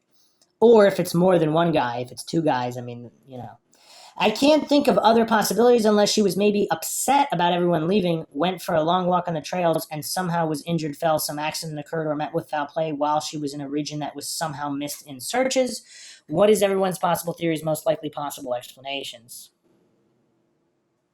HC Madman posted this. To be honest, I figure it was somebody already drunk/high that showed up after everybody had left. Maybe intending to go to the party, maybe just rambling around after dark. From what I understand about Maddy's personality, if someone had showed up early AM looking for trouble, she would have probably told them to expletive off, to which a drunk or high hoodlum probably took exception. Another interesting post here by Admirable Pair 3. So I completely agree with the first theory because in the case files, there are specific details that say the only evidence of disturbance is all the belongings and items in the tent were pushed to the sides, leaving a clearing of just the tent tarp in the middle. So there was no sign of a significant struggle, but I'd have to disagree with your reasoning behind it not being Jordy. Because yes, she fell into the fire, but she wasn't burnt. It's like when you put your finger over a candle flame really fast, it doesn't hurt, and she was wearing clothes that protected her. And she had a new boyfriend and everything, I know. But when you're, quote, very intoxicated, no one wants to go anywhere. The only thing you want to do is find somewhere close by to lay down and pass out. So I find it kind of strange that she, who was at the same level of intoxication as Maddy, decided that she had, well, who said that? So she said that her and Maddy were both drinking and intoxicated? Decided that she had to leave when there was a perfectly good sleeping bag for her. I can't remember which site it is, but one of them listed this guy that liked Maddy, but she didn't like him back, so he got pretty upset about that and angry about that in private, but not publicly. So did that happen at the party? I mean, nobody's really giving that detail. I've been following this case since I saw a missing persons poster at a ferry dock station in Balfour, BC in 2015-ish. I'm glad this is getting some attention. I mean, there's something about that fight, because right after the fight, Jordy wants to leave. I keep coming back to, was Maddy involved in that fight? Wiesel Santiago posted this. I think someone knew she was going to end up being there alone. They left with somebody and then made their way back for the reason of doing harm. They possibly was doing drugs of some sort. They may not even remember what they did, but they have a clue of what they did. So this person would probably act weird whenever this is brought up for other people to think about. Someone knows something, that's for sure. Now, if somebody was watching her, so if nobody else is setting up tents, so it's just her setting up her tent with her truck right there, there's a lot of people at the party who would potentially know that she's staying there overnight. So any number of those people could have come back when everybody else left or told someone else about it, right? Corneliaro posted this. They mentioned a call that Maddy received at 12:30 a.m. from a guy we all know, or something like that. Maybe he was the dealer that came to the party, and after that, Maddy overdosed with him in the tent while everyone else was outside partying. Maybe he got scared, calls in another friend to break the party and start a fight or create some kind of altercation while he takes Maddy's body and leaves. Jordy maybe said that he asked her if she wants to go home with her, but I don't think she did. She just left because she was very drunk, like she declared. And when she got sober, she remembered that she left Maddy there and went to check on her. But when she saw that she wasn't there, she felt guilty. I don't think she even remembered what happened the night before. And why would she call Maddy's mom if she didn't remember what happened? They were drunk and maybe under the influence of drugs. No one knows what really happened that night. That's an interesting point. That's an interesting point there.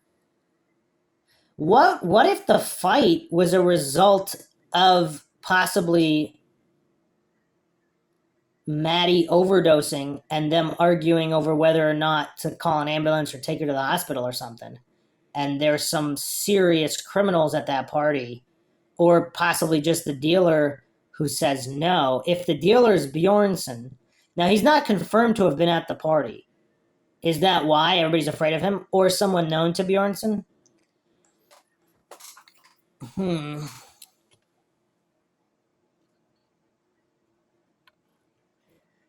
Cornelio followed up with this. Maybe they were all using drugs. Maddy overdosed. After that, all of them got scared, got rid of Madison's body, and left the campsite.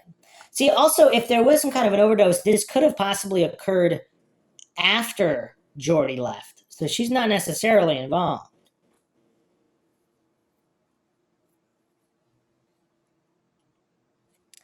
Here's another good theory we haven't specifically touched upon by Ki Lung. I wonder if she refused to leave because she was planning on meeting someone after the party. Maybe the reason why she was in the tent all night was because she was texting or talking on the phone with someone and planned for him to come and hook up or something, and he ended up taking her somewhere and killing her. Her phone's missing, and I don't know if they ever got a hold of phone records. There's so many things that could have happened. Huh.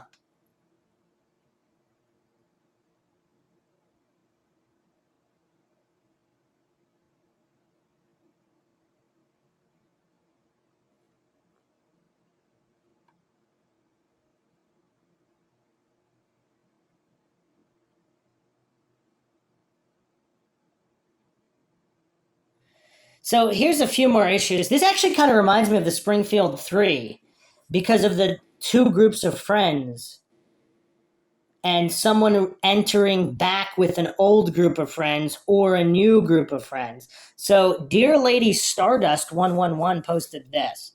Things that stand out to me. 1, apparently her and Jordy had been good friends years earlier, but then went their separate ways.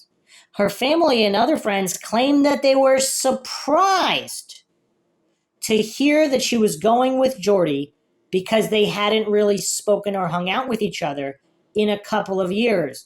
So to me, this stood out. Coincidence? ? Yeah, and what was the true nature? Was it really a falling out over something, or was it just gradually losing touch? Because those are two different scenarios. 2, people who saw her tent claim the door flap was unzipped. This makes me think she had gotten out for someone or some reason. Wish I knew more. 3, one last thing. The parents and close friends and family of Maddy spoke with the people at the party. The only person that mentioned a group of people showing up that didn't know anyone at the party was Jordy. At least on the info I've read, Jordy was the only one who mentioned some strangers crashing the party and causing some issues and a fight. Jordy was very vague, so I don't know if she meant just a verbal argument or an actual physical altercation. All right, so is this not corroborated? So did Jordy make that up to cover whatever really happened and blame it on the stranger? Continuing the post here, my best guess, going off this limited info, is that the party was winding down and most people were leaving. Jordy says there were about 5 people left when she left. If a group of strangers showed up when only a handful of people were left, could they have gotten into a physical fight? Is this how Jordy fell into the fire? Did Maddy perhaps hear this, come outside of her tent to check and make sure everything was okay? If these strangers were only seen by a few people who were still at the party, and if they were indeed strangers, then did law enforcement even know their names to question them? This is an excellent point. I don't think Jordy hurt Maddy or was involved with her disappearance, but I do think she's holding back part of the story out of fear or guilt because it makes her look bad, or she's scared to get in trouble. Who knows? Or if it is related to some kind of drug dealer. I mean, again, this guy ends up dead in less than a year and beheaded. I mean, so if there's a connection there, and I'm not stating that it is, for all the triggered goofs out there who think I'm actually claiming any theory is true or untrue, who think that I'm actually claiming anyone is or isn't a suspect. I mean, there's a lot of goofs out there who are seriously deficient in the English language. Like, I mean, it's crazy the amount of triggered goofs that comment on this podcast. But yeah, I mean, there's a lot of different scenarios here. Okay, more info here by Active Bottle. So someone asked very astutely, as I have questioned as well, were Jordy and Madison the only ones who planned on staying the night? Active Bottle responded, they weren't. The person whose birthday it was had planned to stay. But for whatever reason, by 3 a.m., everybody had left the party. Okay, so that's weird.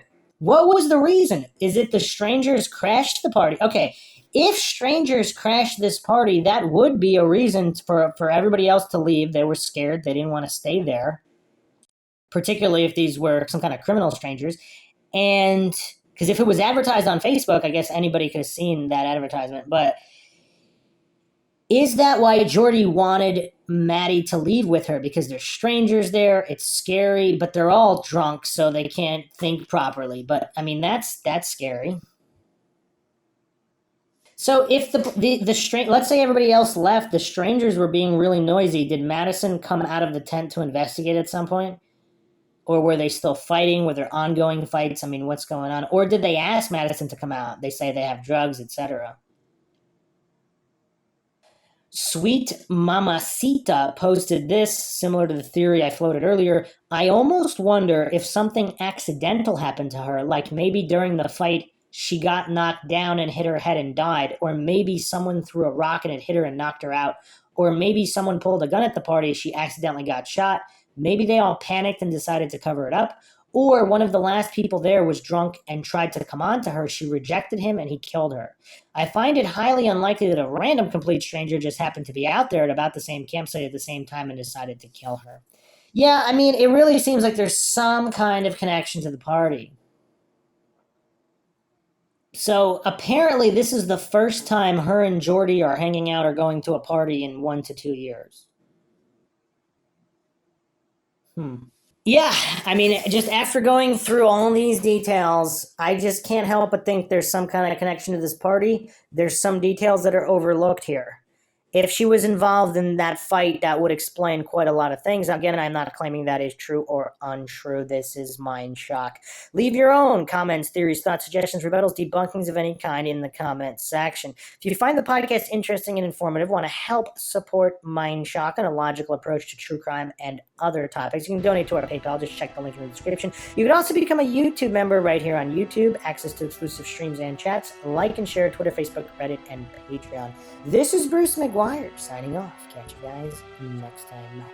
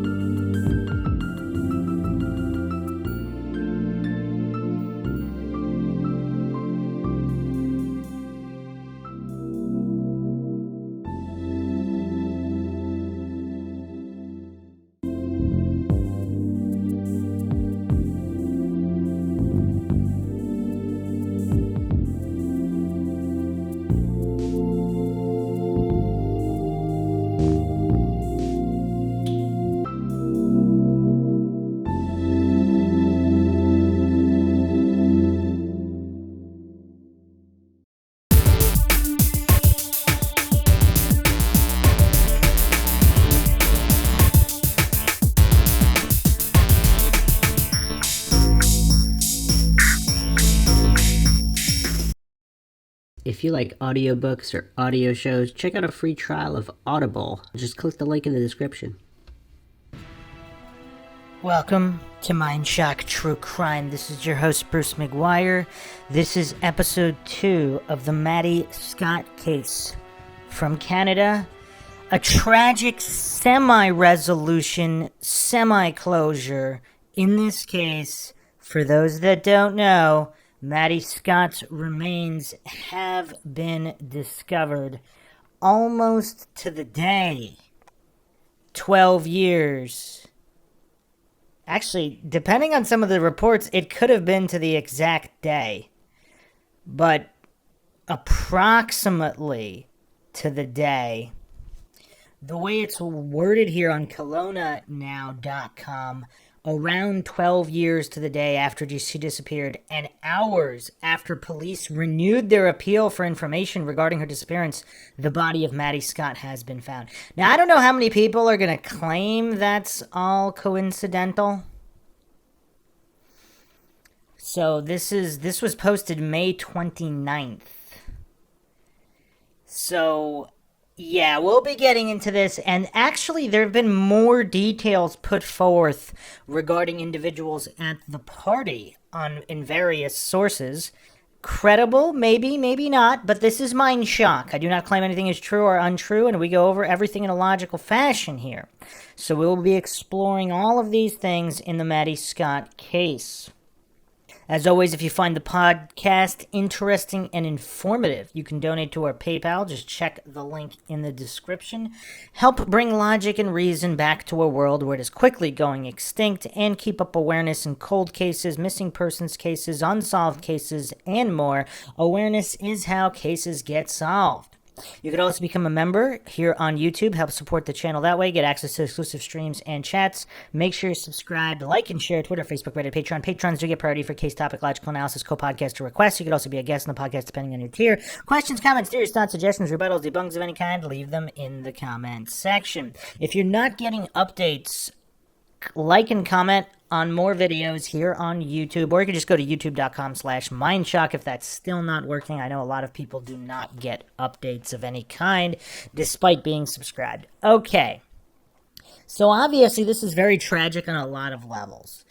Now, some family members of the missing, it's not obviously they don't want the missing to be dead, but when the circumstances are foul play suspected and there's just no closure forever and everything goes unsolved forever, I mean, that's just an imaginable burden.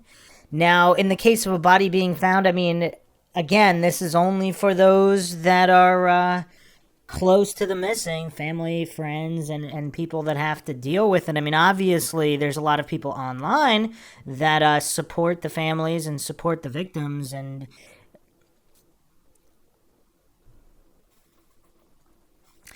push for awareness and justice and all of these things, but clearly they're we're all still not friends and family, so quite removed from the situation. But those not removed from the situation, obviously there's a certain amount of closure that comes with remains being found.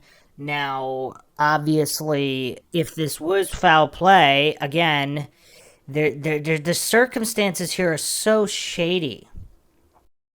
Let's go over the Kelowna Now article, and then we'll go over one more article, and then we'll dive deep into more information here. This was written by Josh Duncan. Body of Maddy Scott found around 12 years to the day after her disappearance. Does this mean it was a couple hours off? I mean, I don't know. The timing is almost inconceivable. Around 12 years to the day after she disappeared, and hours after police renewed their appeal for information regarding her disappearance, the body of Maddy Scott has been found. I mean, could that really be coincidental? Within hours of a police appeal. So even without a police appeal, just the coincidental timing of the anniversary, but with hours within an extra appeals from the police. I mean, that's kind of weird. Police are currently executing a search warrant at a rural property on the east side of Vanderhoof. The area has been secured, and the RCMP says additional resources will be at the scene for as long as may be required. We can confirm that the property is associated to the discovery of Maddy, who has been positively ID'd by the British Columbia Coroner's Office, RCMP statement explained. The Scott family has been advised of this significant development, and they have requested privacy at this time. This has been a priority investigation for the RCMP over the past 12 years, noted Corporal Madonna Saunderson. The discovery of Maddy is a significant development. However, the investigation remains an active and ongoing missing persons investigation where foul play has not been ruled out. No charges have been laid. There's also a $100,000 reward for any info that leads to the arrest or charges against whoever is responsible. Now, so we could only hope that if this tip led to this how would they know where the body is without knowing who did something to her? I mean, unless it's several degrees removed from a source of info. So if someone, criminal or not, simply knew someone who said something about a rumor of where she was buried, and they might not even know who is alleged to have done it, they could have just forwarded that info. Yeah, this is really tough. So on the true crime subreddit, some discussion here on how the police got a tip and how they knew to search a specific property. Now, regarding someone wanting to cash in on the reward money, is this, again, what I was saying before about hope, is this a step in the right direction where they proved the info was legitimate by giving the information where it should be found, and they did submit more info to an individual who supposedly is responsible or partially responsible for the reward, and obviously that hasn't been made public because everything's still under investigation, but they do have somebody in mind for the crime and possibly some solid evidence against them. Fidgety Penguin posted, maybe someone that was part of the party that had information finally came clean after the renewed mention of the case and the anniversary of it. 12 years is a lot of time to grow and mature and realize it's the right thing to do, but who knows? Clementine's Time responded, the way it's worded is odd to me because they are now executing a search warrant, but the remains were confirmed to be Maddy's before that. Or at least that's how it was worded to sound. I mean, it is worded that way, where they are now executing a search warrant, but there was previously reported, not only did they find the body, they already did all the tests to confirm before this current mention of an execution of a search warrant. Basis of Change posted, the local rumor is that a member of the public made the discovery. No local update yet on the circumstances, but the rural properties in that area typically have the house a small distance from the road with wooded areas on the external parts of the property and those wooded areas bumping up against the road. No indication yet that the property owner is involved. The area where she was found and Hogsback Lake are only 18 kilometers apart only. I mean, that's not that close.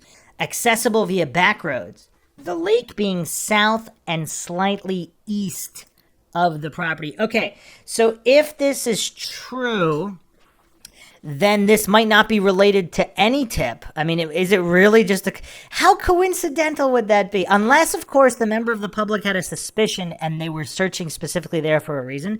But if not, are we to believe that it's just mere coincidence that within 24 hours of the exact day, so whether it was within the exact 24 hours or a few hours on either side of the anniversary, someone just happened to be stumbling along the property and they found remains. So they didn't know it was her. They didn't know anything about it. They weren't paying attention to the local news coverage or the police appeals. Or maybe they were, and this is completely unrelated.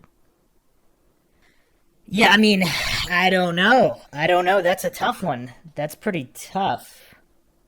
Also, supposedly, again, this is just rumors reported here, that the police ID'd the body before informing the family that a body was found. So if there was no tip, was it just remains found? They didn't know it was her. They had no clue it was related to her case. They simply ID'd the remains, and then they knew it was her. Also, some people are speculating how they made the ID so quickly. Because, again, there's many cases where positive ID is not available for months or even a year or more. I mean, I don't know if the Brandon Lawson case, if there's a positive DNA ID yet. And I mean, that's been about a year. Here's another rumor. Skventa posted, I just heard from a friend whose boyfriend went to school with her that there was a poker run in Vanderhoof and somebody found her. A poker run is a kind of road rally, can be done for exercise or fundraising, or in this situation, organized by Maddy's family to get people on the trails looking for possible clues. I've heard of similar events being done on foot, horseback, or snowmobiles, or motorcycles, or even boats. You have to visit a bunch of checkpoints and collect a playing card on each stop. The person with the best poker hand from the assembled card wins the event. That's kind of weird. Yeah, I've never actually heard of that. Yeah, apparently they've been doing this in the Maddie Scott case for a while. There's actually an article here on madisonscott.ca. Poker ride to mark 1 year since disappearance of Madison Scott, all the way back in May 24th, 2012. So is this done every single year? So was this directly related? But then why was the family not told that the remains were found? I mean, even if it's not her, usually, I mean, in every case that I've seen, there's family members always being notified when remains are found. Not even that they, I mean, even remains that they don't think would have been that family member. Just simply, including them in information in the general area.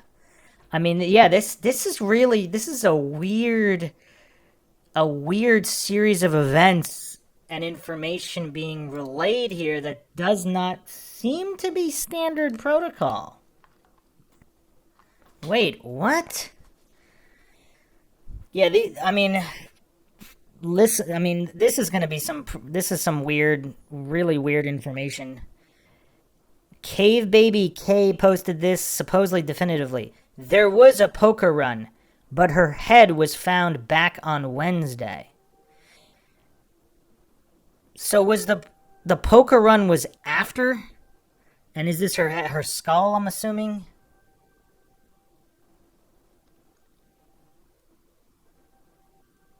Cave Baby I don't know if this is a local. At this point, it may be safe to assume that it's her skull, and I guess since authorities still have the property cordoned off and places covered with those forensic tents, maybe they found more. But I know initially only one part was found. Well, the plot thickens there. Basis of Change posted that her head was found in Fort St. James, which is west of Vanderhoof. The property that she was found on is east of Vanderhoof and north of Hogsbag Lake and the highway you turn off to get to the lake. Wait a second. So the skull was not found with the rest of the remains? Again, I don't know how accurate any of this information is, but there's just more questions than answers here. So I don't know if these people are misspeaking and they're referring to the severed head of Fribjon Bjornsson, who we went over in episode 1, supposedly not related to the Maddie Scott case. But this guy's head was discovered in an empty house near Fort St. James. The rest of his body has never been found. So some allege there's some kind of connection there, but yeah, that's really weird.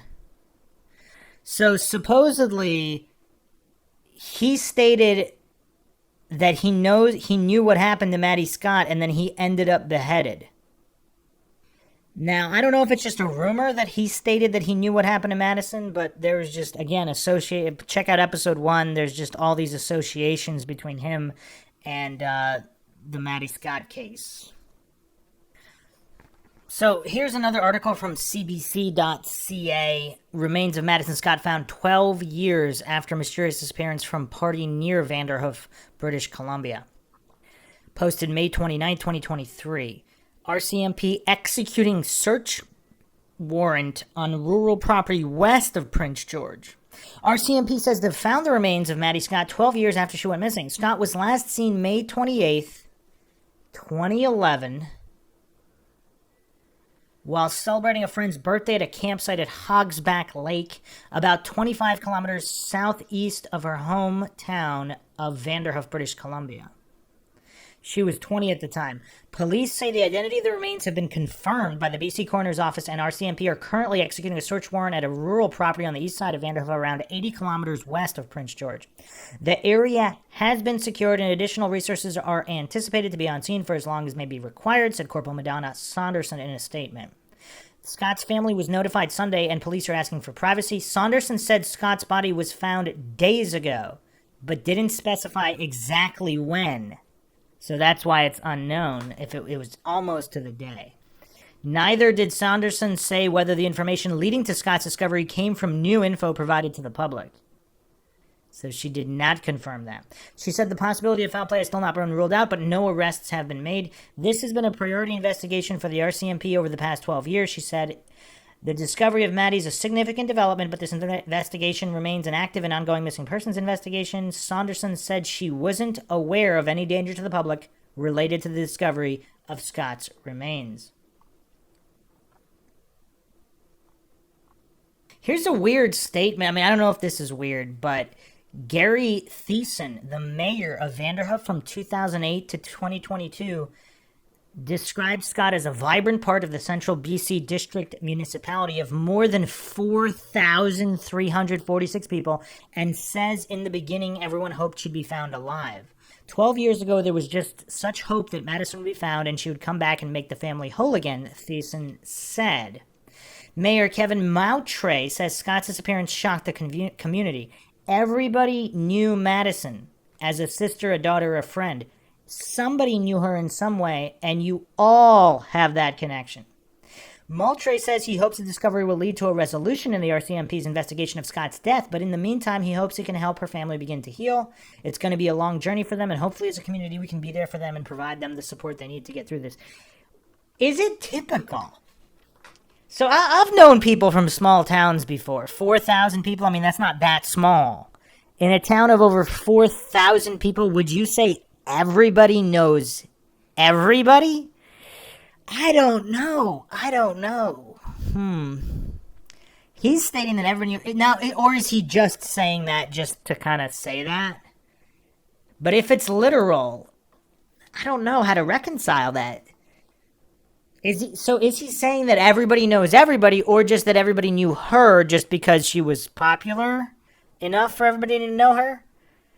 So is he not saying that all over 4,000 people all know each other? I don't know what to make of that statement, but either way, would this seem to suggest that someone had to have known what happened to her other than the killer if it was related to the party or people at the party? So let's go through some of the most mind-shocking information here. On the Unresolved Mysteries subreddit, there was a recent write-up on the Maddy Scott case. There's actually quite a few interesting posts in response to this. So again, people discussing whether or not she would have left willingly after she had taken her rings off, or if that was all staged by someone who knew she took her rings off before going to sleep. So just to reiterate part of the possible connection to Fribjan Bjornsson, who actually took a lie detector and passed. So supposedly she was friendly with this 28-year-old man, Fribjan Bjornsson, who allegedly told friends he knew what happened to her after she vanished. There were rumors he owed drug dealers money and that they abducted Maddy to teach him a lesson. That's kind of weird. Fribjan took a lie detector test and passed. Police cleared him of involvement. Several weeks after being cleared, his severed head was found in an abandoned house. Police have said his murder is unrelated to Maddy's disappearance. But how would they know whether it was or wasn't related? I mean, that always gets weird. I mean, they usually say, like, in intelligent areas, they state there's no reason to believe that there's a connection. Obviously, unequivocally stating there's definitely no connection to the case. I mean, that's kind of weird, because how would they know? But I actually don't know if we went over that in episode 1 about the timing. That he was officially cleared by police and several weeks after he's dead. And that's weird timing. So his head was found 8 months. So he was last seen January 12th, 2012. Then he was reported missing January 21st. 8 months later, his head's found. And of course, we went over this in episode 1. Just the grisly account that he was tortured for an extended period of time. Now, could this be a case of just possible criminals just bragging to people after crimes? Because that happens all the time with criminals who are not related or involved to a specific crime, but they brag about it just because it's popular in the area. I mean, I don't know. Here's some very insightful conversation back and forth as well, which can actually give insight to other cases. The Alter Ego 5 posted, I own a cabin near this area and spend my summers here. The people I know think it was a random crime of opportunity. In my opinion, a lesser-known individual who arrived late then stayed late, noticed she was alone and quietly stuck around or perhaps later returned that night.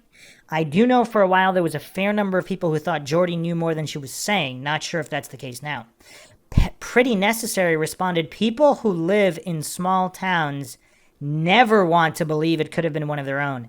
You often hear them blaming outsiders, though they are rarely right. And again, statistically, that is true. That is true.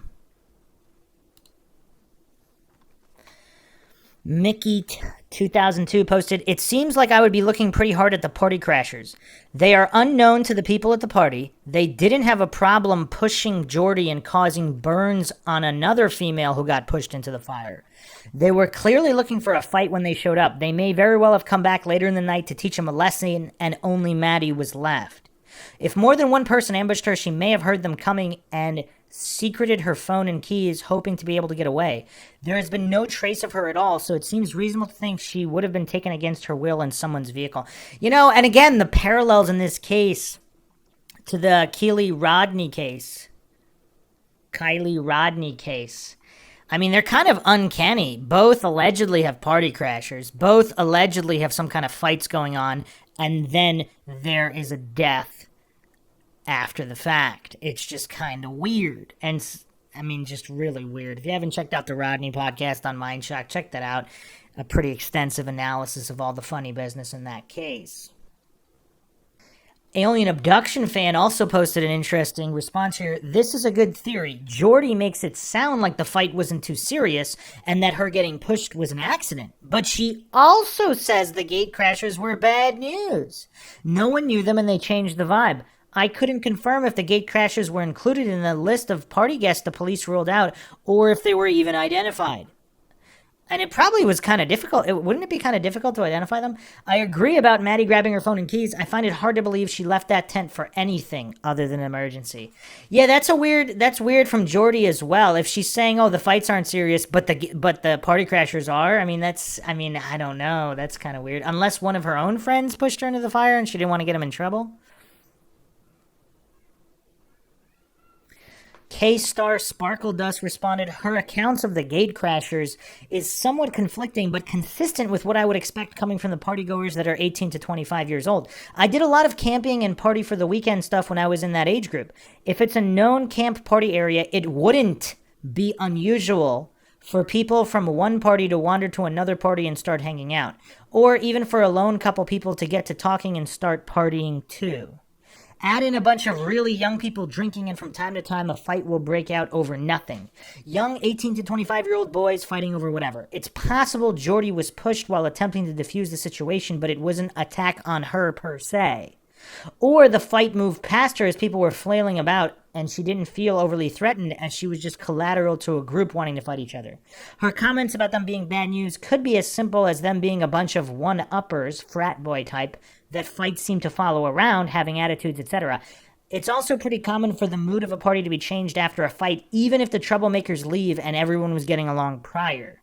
The remaining partygoers will start arguing amongst themselves about who started the fight, who shouldn't or shouldn't have said what fight was broke, what was broke in the fight, etc., and pretty soon they're fighting about their own prior BS. It's a little strange to me that everyone left after this, but not wildly unusual. I mean, those are interesting insights from a camping partygoer. I mean, you could kind of see a lot of these types of scenarios playing out. The Duder posted this. Do we even know for a fact that whoever offered her a ride at 1:30 told her that everyone else was going to leave? She may have gone to sleep assuming that some others were staying behind. Indeed, at least a few people were apparently still hanging around at 3 and possibly even as late as 4 a.m. Her mother also says that she wouldn't have stayed all by herself. And what was the party host doing advertising the party on Facebook where party crashers might see it? Again, parallels to the Rodney case. And if you advertise a party as being a 2-day affair, you shouldn't leave during the first night if people are still there. I get that the crashers kind of ruined it, so you just want to kind of end it and leave. Besides, the host may not want to have to deal with the crashers if they come back. But it seems like if you have guests that are all staying behind, you have a responsibility to see things through, at least to a reasonable extent. I mean, this is a great post here. And so is there conflicting information regarding who and how many were still there as late or as 3 or 4? And are they not involved with what? I mean, this is all just, yeah, it's really difficult. And have police made definitive statements on any of this? So was she only going to stay there because she thought other people would, and she was not aware that almost everybody left?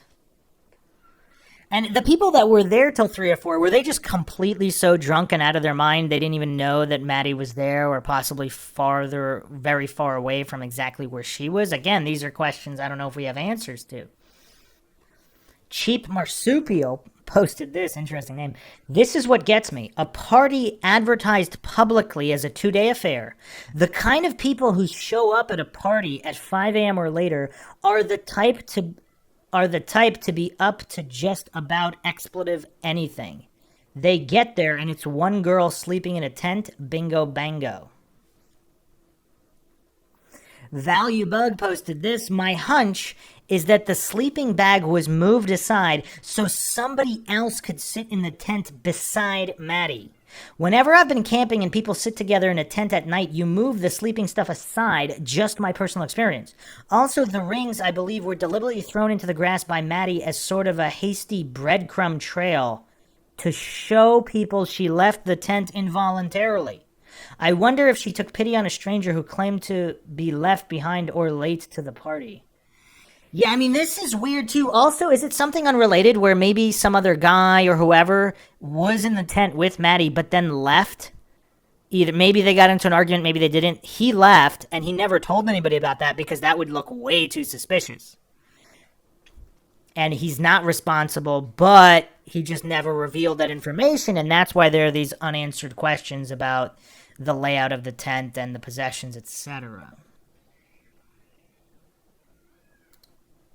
Alien Abduction fan responded, it's a really interesting theory about the rings. I was mostly working to the assumption that she took them off to sleep and that they were scattered as she fled, but that's a compelling idea. Heartbreaking, but totally credible. Candy Sweet Dollar posted, I think someone could have come over to her and start trying to hang out. Maybe she tried to be nice and let them in her tent for a bit, and then they got aggressive and she fought back, grabbed the phone and keys to make a run for the truck, but they caught up to her.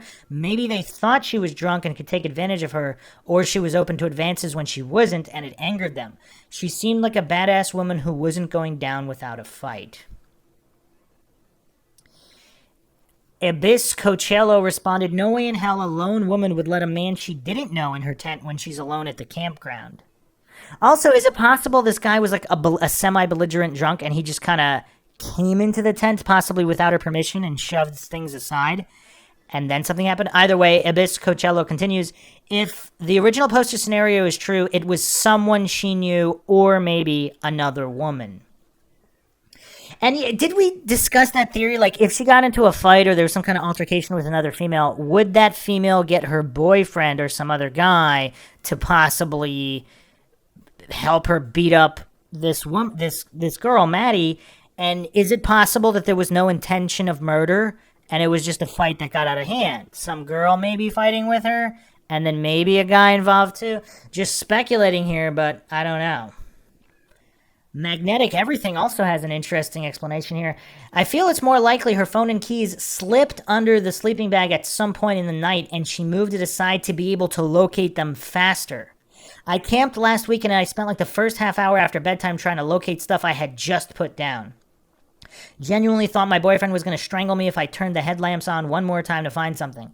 I would grab my eye mask and earplugs, put them down to turn the headlamp off, and then search for them, and then find they had slipped under the sleeping pad. Especially in smaller half-people tents, the space in those can be tight, so you put something to the side and then turn around. In smaller one or two people tents, the space in those can be tight, so you put something to the side and then turn around and it's gone into the abyss under your sleeping gear. If I thought I wasn't safe and I needed keys, I would throw my sleeping bag back to find them much faster than groping around. Also, it's entirely possible Jordy moved it aside when she was gathering up her stuff the next morning to look for something of hers in the tent.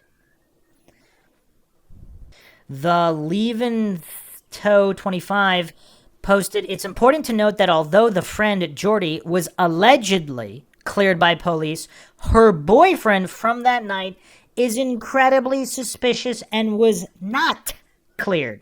In one of the early articles about her disappearance that was published shortly after she went missing, it was mentioned that the police wanted to talk to the boyfriend more, but when they went to his house, they were told he had moved. And after that, they were not able to find out where he had moved to. He also would not cooperate with Maddy's family and would ignore all their attempts to contact him, even with simple questions about what happened that night. It's also equally important to note that this guy was in his mid-20s hanging out with two younger girls. Not necessarily an indication of guilt, but it definitely makes me suspicious of him. Okay.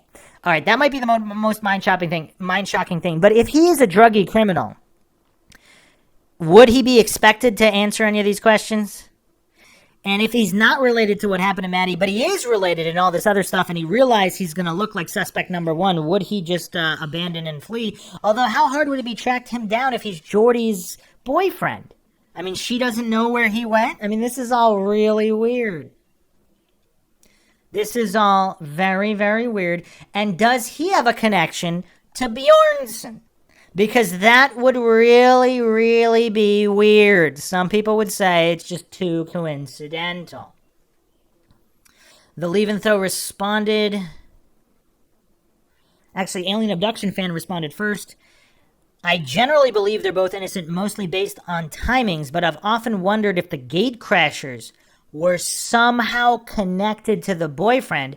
Something about them leaving immediately afterwards as if he knew it was time to get the heck out of there. Yeah, that's really tough. The Leavin' Toe responded, yeah, it's really unfortunate that Jordy's boyfriend from that night seems to have completely dropped out of the public eye and is hardly mentioned in any of the recent news articles about the case. In fact, nowhere does Jordy even say his name, even in the documentary on YouTube. That's a very unnerving lack of info about him at all. But I've personally always thought he was suspicious, and I've always found the story about how Jordy injured herself during a fight at the party and then left with the boyfriend a bit suspicious as well. And despite Jordy passing a poly, which personally I don't think is reliable proof of someone's innocence or guilt necessarily, there are a lot of unusual details about her story, too many to recount here. But one particularly strange thing was on the morning after the party when Jordy and her boyfriend returned. Jordy collected her sleeping bag and her favorite pillow along with its pillowcase. Apparently, when Jordy discovered this, they asked her to turn it over to them for their investigation. She did so, but admitted that since collecting it, she had washed the pillowcase, even though it had only been a day since she had collected it. Well, that when the police analyzed the items, they found blood in the sleeping bag, although Jordy claimed it was from years before when she cut her ankle. And so, did they not test it? When the private investigator that Maddy's family hired interviewed Jordy, she kept asking when she was going to get her favorite pillow back from the police. It seemed odd to me that she was so fixated on it, as if she was nervous about the police finding something on the pillow. It might mean nothing, but coupled with her contradictory statements and other details about the timeline of the party, I personally believe Jordy and her mysterious boyfriend know what happened to Madison that night. And yeah, here's the thing. If they are somehow connected to the gatecrashers, they might know what happened to her, even if they're not responsible for harming her themselves. So there's a distinction there. It's not that they're guilty of actually harming her, but they might know what happened, and just based on the timing of everything, that it's kind of hard to dismiss that they definitely know more. Throw Away Your Safety posted, I wonder if Maddy's phone pinging in the same location until 8 a.m. shortly before Jordy returns means they realized they left her phone behind and returned it to turn it off and then take it to dispose of it elsewhere. Jordy's silence could be explained if she were a witness or pressured by her boyfriend and still scared of him. The Levanto 25 responded, I absolutely think you're right, and that Jordy and her boyfriend returned to tamper or dispose of some sort of evidence that they forgot about the previous night, especially since Jordy had given multiple stories of why they went back that morning. One was that she felt bad for leaving Maddy and they went to check on her. The other was that she went back to get her pillow and sleeping bag. The first story doesn't really check out at all, since even after discovering that Maddy was not in the tent, Jordy went to work all day and didn't even say anything to Maddy's mom about her being missing. Maddy's mom only found that out later by having to call Jordy herself. Yeah, it's hard to reconcile that. The only situation I could possibly think of where Jordy would not tell the mother is if she thought Maddy was maybe hanging out with a guy or left with a guy, would she not want to tell Maddy's mom that? But in any other situation, if you're worried about your friend, I mean, it's weird. I mean, that's the only situation I can think of where if it's a real friend and she's on the side of Maddy and she doesn't want to get Maddy in trouble and she thinks Maddy is okay. I mean, how many situations can you possibly think of where she wouldn't tell Maddy's mom that she's not there and could possibly be in danger? Or just an unknown missing situation. I mean, wouldn't she have to know pretty much for sure that she was with a guy she liked in a consensual situation where she might not necessarily want to disclose that to a parent? But I mean, yeah, this whole thing is just so fishy. Like, why would she be that desperate to go back for her favorite pillowcase? And how much of a desperate emergency was there for her to leave her favorite pillowcase? If she's that obsessed with the pillowcase, I mean, there are people who are just obsessed with certain personal items and they just would not leave them anywhere. So that means what was so traumatic of emergency going on that she left it in the first place? Or is she just that wasted? I mean, I don't know. This is all very, very difficult. If you're that wasted. So here's the thing. I'm not a big drinker, so I can't really recall. I mean, how many people can be completely wasted and then be fine just a few hours later? So if they're that wasted at this party, are they really going back in the early hours, just a couple hours later? She's out and about with her boyfriend and then going to work? I mean, what is the level of wasted? Because if you're that wasted, you're forgetting your special pillowcase. Are you going to be perfectly fine just a couple hours later after just 2-3 hours of sleep, whatever it was? If she slept at all. I mean, that's my question here. That's one of my biggest questions here. How many people can recover from being completely wasted in 2 or 3 hours? Or even 4 hours? Even 5 hours. I mean, what is the recovery time? So if she's only a little bit drunk, then why would she have forgotten the pillowcase? That would point to some kind of emergency situation where they're just trying to get out of there as quickly as possible and not caring about the belongings. And would party crashers facilitate that kind of emergency? Now, if the boyfriend knows something and knows the party crashers and knows their bad news, I mean, I don't know. Another curiosity that Agret points out, her little sister was at the second party and noticed her stuff was there but never once actually saw her. She was concerned but too scared to let her parents or the police know because she was drinking underage. So at least one person was aware and didn't say anything. Yeah, that's also very tragic as well. So here's one more post. I feel that this is by Hedgehog Jonathan.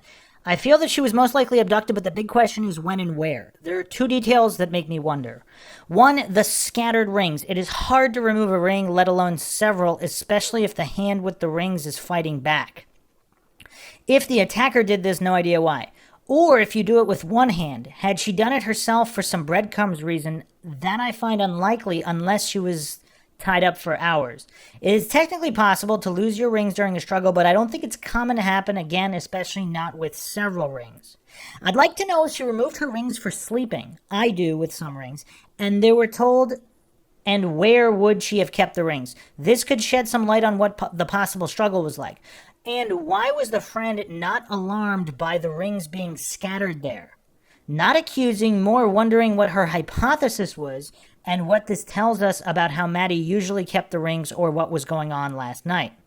2. The phone. I assume there is no GPS data from the phones 12 years ago. Really cannot recall. The phone being turned on and in the area until 8 is kind of interesting, as the phone has never been found. Is it possible she was taken in the morning? As her keys and phone were gone, I'm assuming that the phone and keys were on her as she was abducted. This, and the lack of any mentioned evidence from the tent, suggests to me that she was more likely to be awake and carrying these items for a purpose as the attack happened. Even if one might sleep with the phone and keys in the sleeping bag, they are super unlikely to actually be in a pocket and stay there. She was either leaving to drive away somewhere, maybe because she was feeling unsafe, exited the tent to start her day or go to the toilet, and then something happened, or she was called out by someone. With the information that we have, I think it is more likely the attacker knew Maddy was in the tent, even if only from seeing her at any point during that time and not knowing her personally. Because a predator stumbling into a lone tent is all good and well, but how would the predator know it's a lone young female in the tent and not 3 grumpy fishermen? One would have to be a pretty lucky predator to stumble onto her exactly as she goes for a morning pee or an early lone hike, but then again, I could not rule those out either. Question, what clothes was she wearing? This could help with the keys, phones, rings, and also might indicate her preparedness or purpose for exiting the tent. Throw away your safety responded, I'm intrigued by your morning theory. I wonder if she woke up, realized she was alone and possibly had been alone the entire night, and then went out with her phones and keys to see what was up. Maybe she thought it was a group prank or something bad happened in the group, panicked, wandered too far, got lost, I don't know, or like you said, met foul play. A lone pin also responded with this. Other than someone knowing she was specifically there or being found by chance, others have suggested that maybe a group who were previously at the party returned looking for trouble. If there were enough aggressive males, they may have started throwing things, kicking the single tent, not caring if there were 1 or 4 people inside. Throw away your safety also had another post here about people saying they offered Maddy a lift. Are we sure that everyone who said they offered Maddy a lift actually did? If, let's say, the party host and his girlfriend lied about asking her because they felt guilty that they actually left without doing her that courtesy, if a few other people lied about that as well, what's to say she wasn't harmed before 2:30 a.m. and no one knew? Did dozens of drunk, tired, and possibly irritated people really all go to her tent one by one and diligently do the responsible thing? That's an excellent question and an excellent point, because we don't know any of that information. I mean, there's a lot of good questions here. Actually, wow, here's another... I'm going to get back to the host and all that. This is just a mind-shocking thing I want to address back with Bjornsson.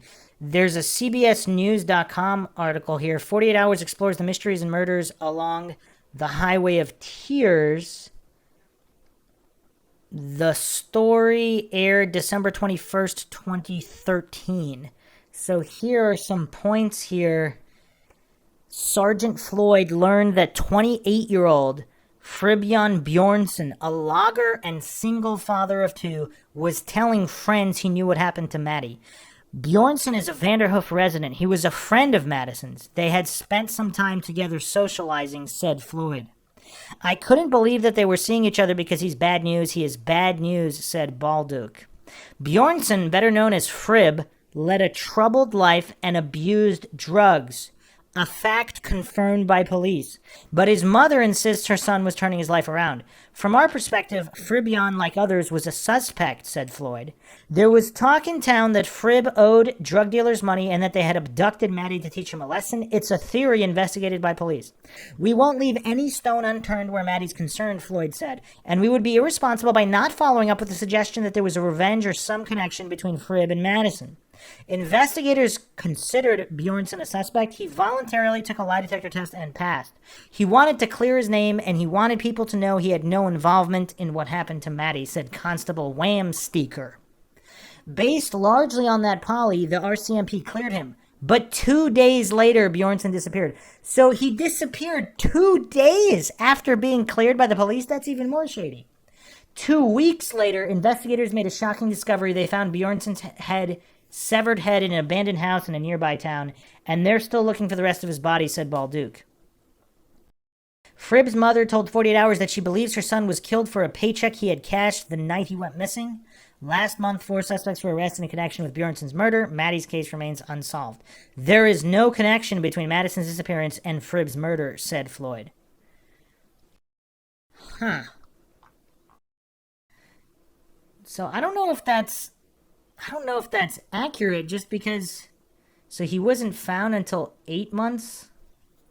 Yeah, I don't know. There's so much conflicting information around Bjornsson here. But supposedly there's a definitive link between him and Maddy. So they hang out and are acquaintances, possibly friends. He ends up decapitated. Does she? I mean, this is kind of weird. Now, also, if Jordy's boyfriend is also involved in the criminal element, what are the chances that her boyfriend and Bjornsson know each other? Always Offended posted this. Did I read that correctly, that the son of her parents' friends who she last spoke to was camping nearby? I wonder how nearby exactly. A 10-minute walk through the woods or a 20-minute drive to somewhere else? Could it have been someone camping in the area but didn't even attend the party? So is this the last person she spoke to? At 12:30 a.m. So between 12:30 and 1, Jordy states that Maddy begs her to stay. Maddy refuses to leave because she wants to look after her tent and she is already in her sleeping bag. Jordy leaves with the boy she was hooking up with. Between 1:30 and 2:30, others decide to leave and some offer Maddy a ride, but she declined. Between 2:30 and 3 a.m., the last people there, the host and his girlfriend, have an argument and decide not to camp. They offer her a ride, but she declined. Maddy is now alone. Cactus Lord posted, it is likely that between 2:30 and 3 a.m., after the host and his girlfriend left, she realized she was entirely alone.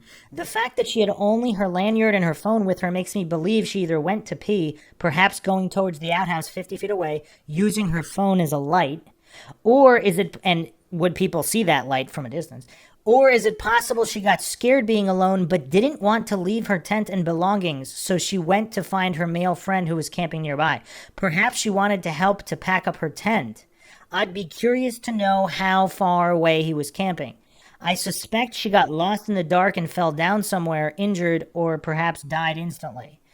However, the only thing I can't account for is her rings. Surely this is evidence of a struggle. So I guess this was before the body was found. He was theorizing this. But, yeah, how close was that friend? What was their last conversation like, if he indeed was the last person she talked to? And exactly how far away was he camping, if indeed he was camping? I mean, these are very important questions as well.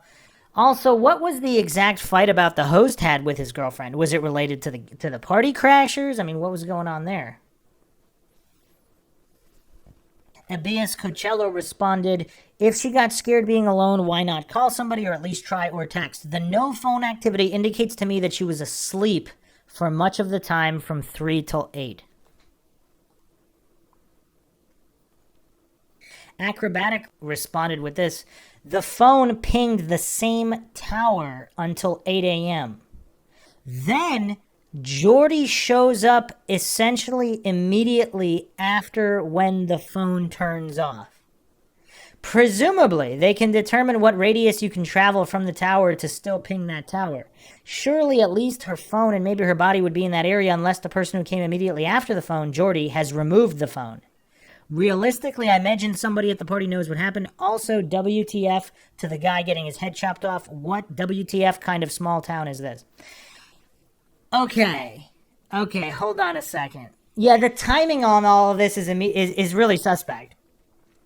So there's an alleged incident at the party. Jordy is somehow injured. Allegedly, her and her boyfriend offer Maddy a ride. She declines. Her phone is pinging until it's turned off at exactly the same time. Jordy just happens to show up the next morning. Anybody find that suspicious? Here's another thing we never went over. If Jordy showed up and Maddy was still there, did they have a fight at that point in time? Was Maddy angry about her leaving? About Jordy leaving? Or are they arguing about something else? Was the fight that Jordy had allegedly really the fight? Was there a fight with Maddy? And did Jordy confront Maddy at 8 a.m. that morning? Something happened. Phone gets turned off there. Rick Moranis fan page responded, she was friends with an older man, this is regarding Bjornsson, that stated he knew what happened to her, was involved in shady activity, and then is beheaded a few weeks later. I guess I'd want to know how well they knew each other, but even if they didn't know each other at all, saying you knew what happened to her, then getting brutally murdered should be the biggest lead. I mean, yeah, that's suspect timing. That is suspect timing, no doubt. So here's another post by Alien Abduction regarding the people at the party offering to give Maddy a ride in that situation there. I think a lot about this. Did some of those who were interviewed exaggerate their account of that night out of fear or guilt to make their actions look better in hindsight? Probably. The last people to leave were having a disagreement, so they were surely distracted. I want to believe that the party host really did check in with Maddy and make her aware of the situation before he left because he was somewhat responsible for the gathering and because he would have known she'd be left alone. Maddy didn't really need a ride. She was probably more sober than anyone offering her a lift. I doubt anyone offered to help her take her tent down, though. Maybe that was the real problem. To Pure Trouble responded, that's something I've often wondered about. It was after dark by then, and even though the description doesn't mention anything like wind or rain that might have made unpacking things more difficult, nightfall has a way of just adding a bit more inconvenience to the situation. Alien Abduction responded, yes, I had to ask for help taking my tent down after a festival, and that was in broad daylight. Maddy's motivation for sticking around 1 a.m. was that she wanted to protect the tent. If she and Jordy put up the tent together, then Jordy left quickly. Maybe she did feel stuck because it was dark and difficult to dismantle alone. Maddy was a regular camper, but she brought the wrong tent poles initially, so maybe she wasn't overly familiar with this tent.